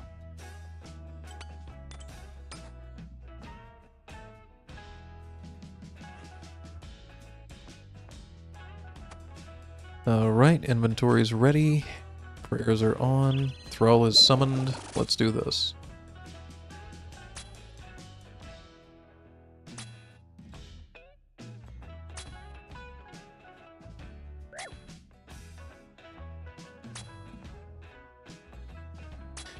The meaning of life, existence, and everything. Or at least just how much I'm going to BGS a giant dung beetle in the middle of a weird throne room. Oh, that was a wasted shot. That's fine.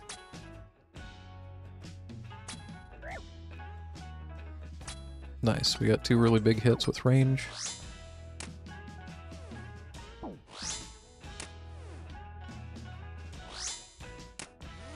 And this is a level 1, so I have to remember it's only going to be 4 in the center. Oh, come on. Are you kidding me? Are we really going to start this with losing the DPS race against the Shadow? Okay, that is not okay.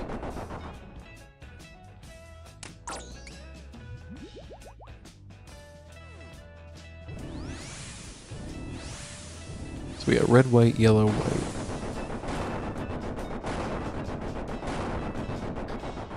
So, both, actually. Higher stats and different mechanics, and each boss has different things that they level up. Part of the reason that I do Baba first is that I always have a level 1 Baba or a level 0 Baba or whatever he starts at. So, I mentioned that this is a level 1 Akka, and you can see that in the top left corner there. And part of the reason that oh Jesus, that's gonna hit me. Okay, that's super unfortunate. It did not turn my prayers off, though, like I thought it was going to. I might be in a little bit of trouble here, so I'm probably going to have to Kara spec, and I'll explain the levels in just a moment.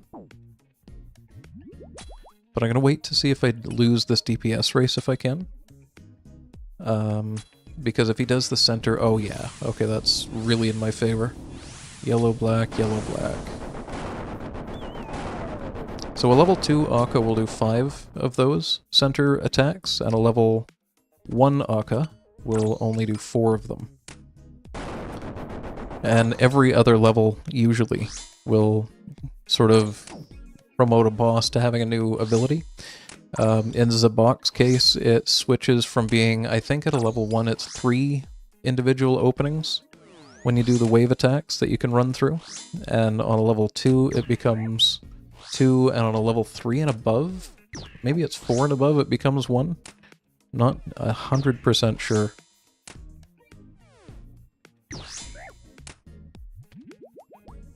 Okay, F around time is over with that. So we got white, yellow, black, yellow, and I realized that I'm wearing the wrong weapon. I just wanted to make sure that the skeleton was shooting it more than anything. Alright, I think we've recovered my entire clusterfuckery here. Any luck? I have had 42 dry raids, and every single raid today has been under 200k loot.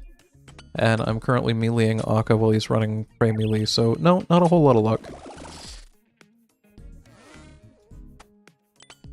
But I'm due for some anytime now, so it should be a pretty good raid. Anyway, sorry about that. Now that I'm a little less panicked and there's a little less shit going wrong, I think at Kephri it might increase the speed at which the fireballs start attacking you. If you level up Kephri fairly far, it'll show you on the wiki what each different level up will kind of do. Black, red... Oh shit, I didn't see. I hope that was white. Oh, it was black.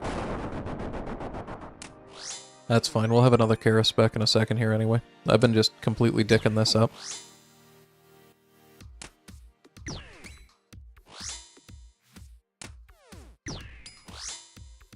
fine. I was anticipating using a second Kara spec before the last phase anyway. Yeah, just everything gets more HP. I don't know if that applies to the monkeys in the monkey room, actually. I don't think they do. I think they're at a set amount of HP. But I could be wrong about that. It does scale with more people, though, to the best of my knowledge.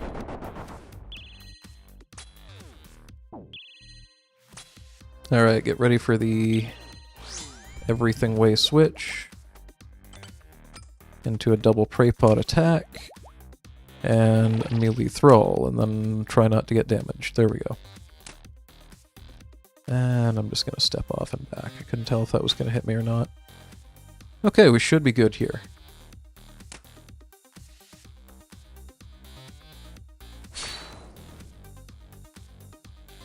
I mean, I've got 118 HP. If I die at this point, it's kind of sad.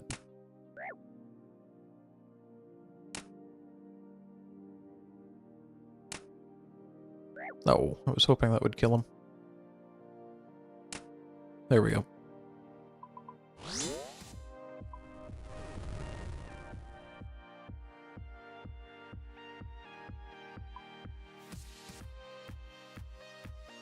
Now, what did you say? I was going to 34 BGS. That was your estimate here, right? So...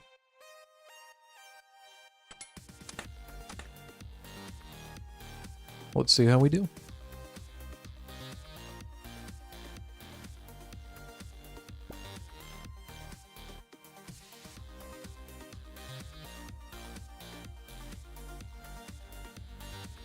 And I still took damage from that one, god damn it.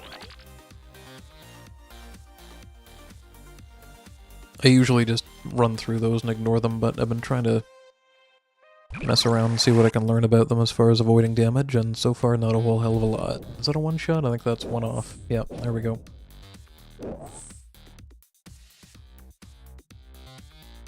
Like, why that didn't damage me? Couldn't tell you.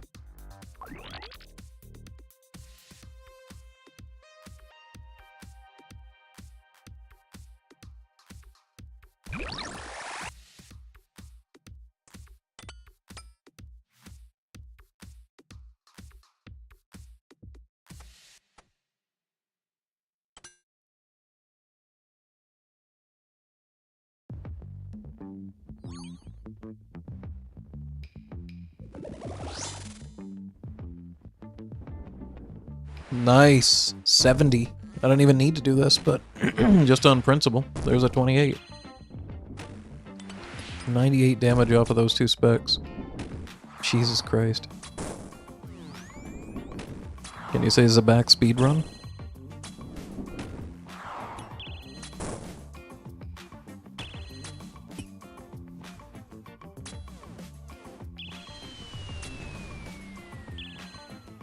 Perfect timing on the waves, because now it's doing this bullshit. So yeah, this is what I mean. A level 2 zebak, you've got 2 gaps in the wave like this. At level 3, or it might be at level 4, I'm honestly not sure, it becomes smaller and smaller, and the speed at which it attacks also becomes faster and faster. To a point where I think above level 4 it's like a 1-tick attack rate for the final kind of attacks, and it is pretty bullshit. Now the other problem with it too is that it will increase the difficulty of the very final fight, where zebak is going to show up as a ghost and start throwing attacks at me that I have to pray against. Whatever level this is, that's the level of zebak in the last sort of phases.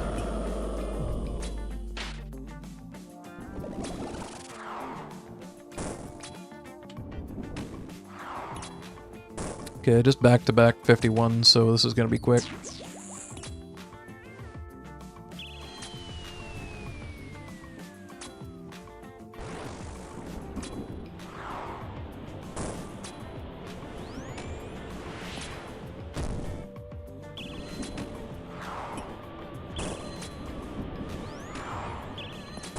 Shit. Didn't mean to click there. That's fine.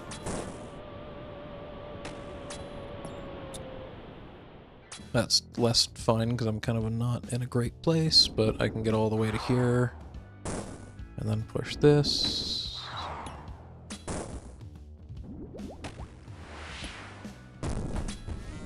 Okay. So if I really needed to, I could cure that poison with the Kara spec. I don't really feel that I need to. That was good timing. I'm gonna drink one sip of this so that I don't have to worry about things.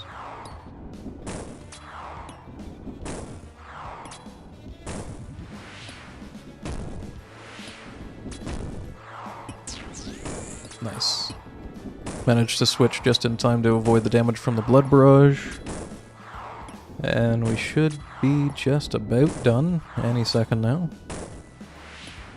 Maybe not. Oh, didn't get that in time.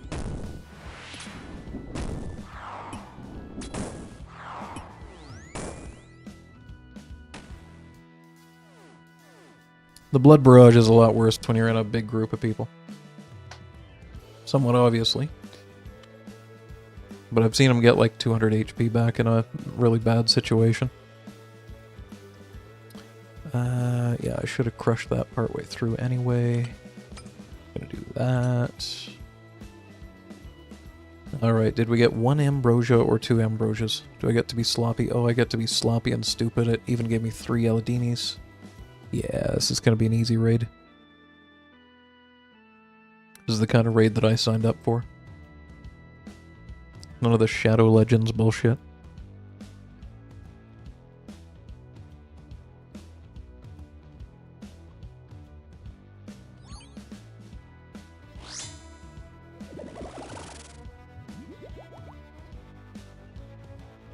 Alright, we got an 8. Ooh, we got a 62, which means we really don't need to waste any more spec energy here, but I'm going to stand here for another couple of seconds while it hits me. There it goes. And that should be calculated.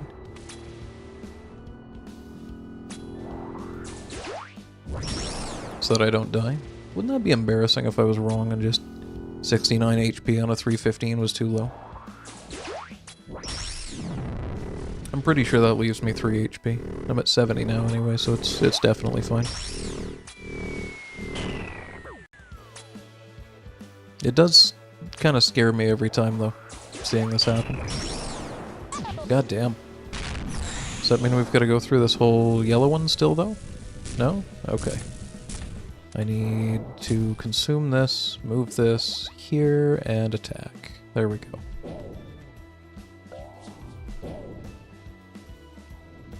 So yeah, autopilot now. See you in 5 or 10 minutes. Probably about 10 minutes. Find out if we got a purple.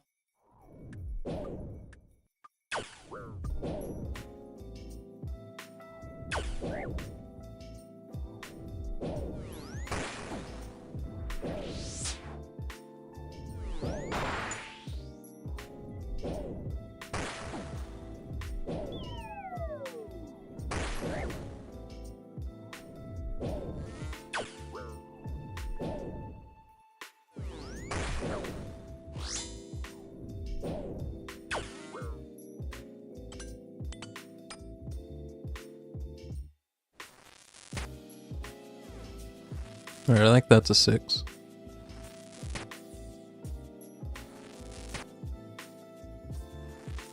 Do I get the whack?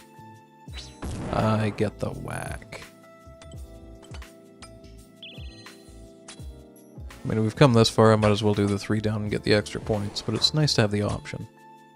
If I didn't screw anything up from this point, I could easily get a 2 down.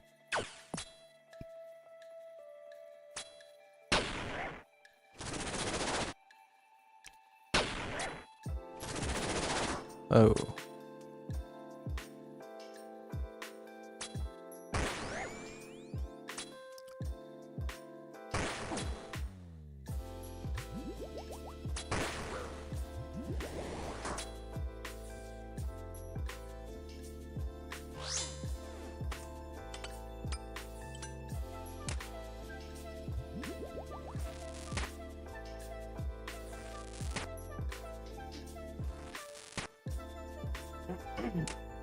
Because we're going for a 3 down, I'm just gonna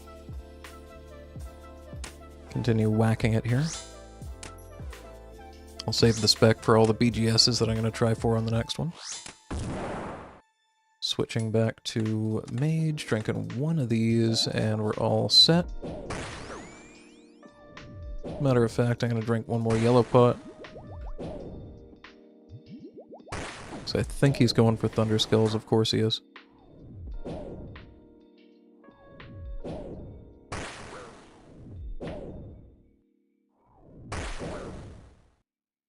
Alright, that was a pretty forgiving Thunder Skulls. I only actually had to dodge one of them.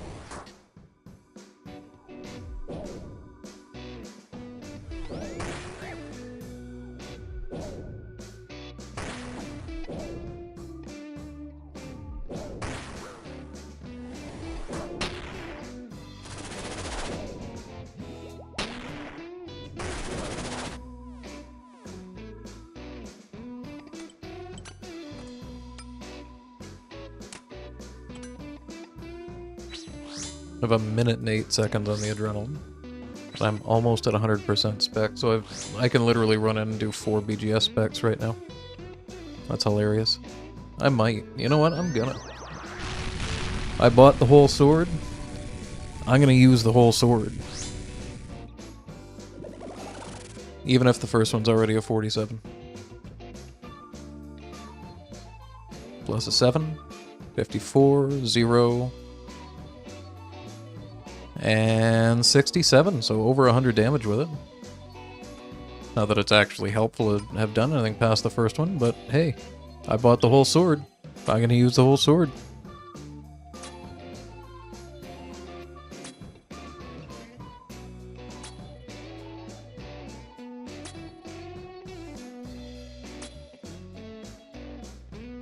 I'm gonna re-salt, because I'm not entirely sure when the last time I did was, and I don't want to have to look at timers. I'm gonna try and grab the scarab out of the bag as soon as we get to the first skull skill. And everything else is pretty calm. I mean, I just have to make sure I don't run out of prayer. Could probably turn this off now at this point. There's the scarab.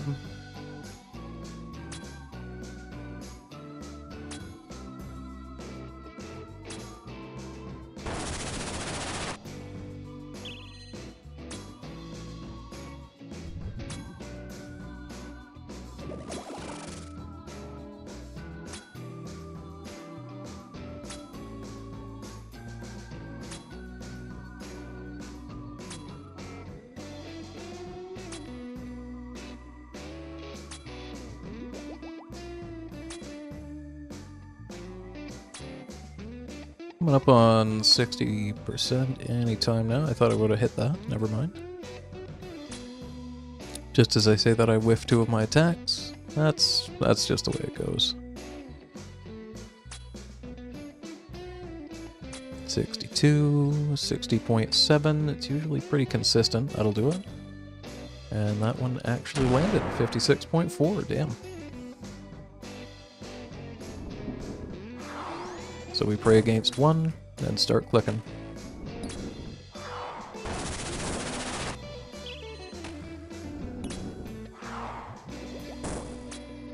I've still got at least 1 full potion of Elodinus.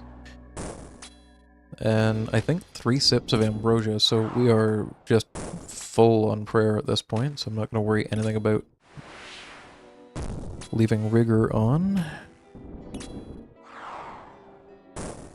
Oh, that's the wrong prayer. Almost got hit.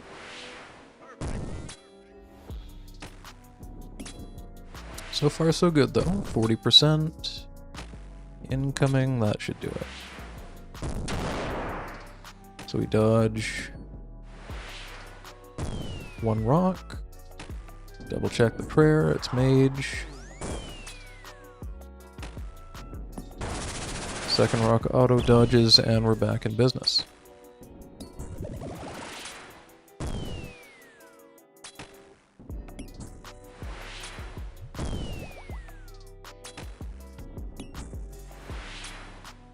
Light bearer incoming. Hey, number 8's number 8. I'll take 4.5 mil. I don't know why they're 4.5 mil right now. I can't imagine why the price of light bearers went up as much as it did. I always thought they were just going to be floored at a mil forever, but shit, I'll take it. I've gotten 2 of them since the Toa update. It's the last 2 purples in a row that I've got.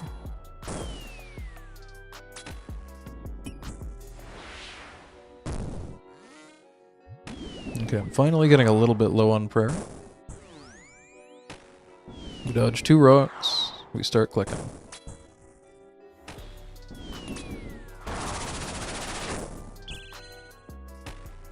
But I mean, we're already at the last phase here, so not too worried.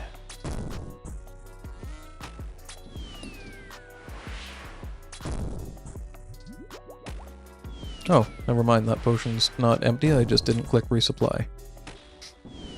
Never mind, we got tons of shit.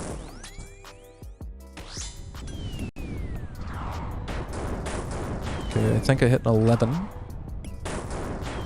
Into a 0. Yeah, I mean 11's 11.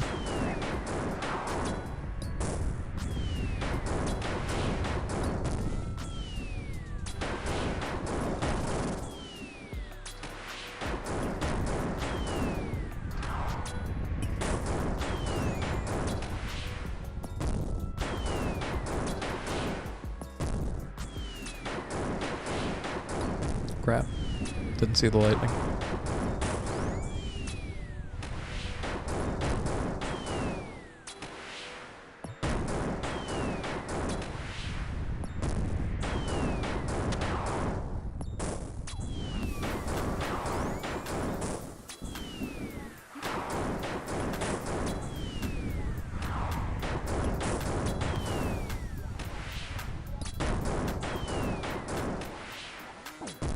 White pot. Screw it. I don't need to think about this potion.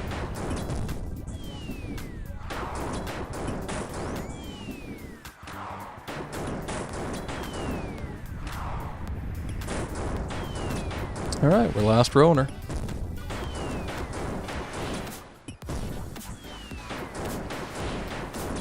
Don't really know why, but screw it, we'll white pot again. Feel like I should have more DPS than this. Did I mess something up? Am I not salted? Jesus Christ, if I died right now, I'd be pissed. What in the fuck is happening? Why aren't my attacks hitting? Come on. Don't do this to me. Jesus fucking Christ, that was really, really aggravating.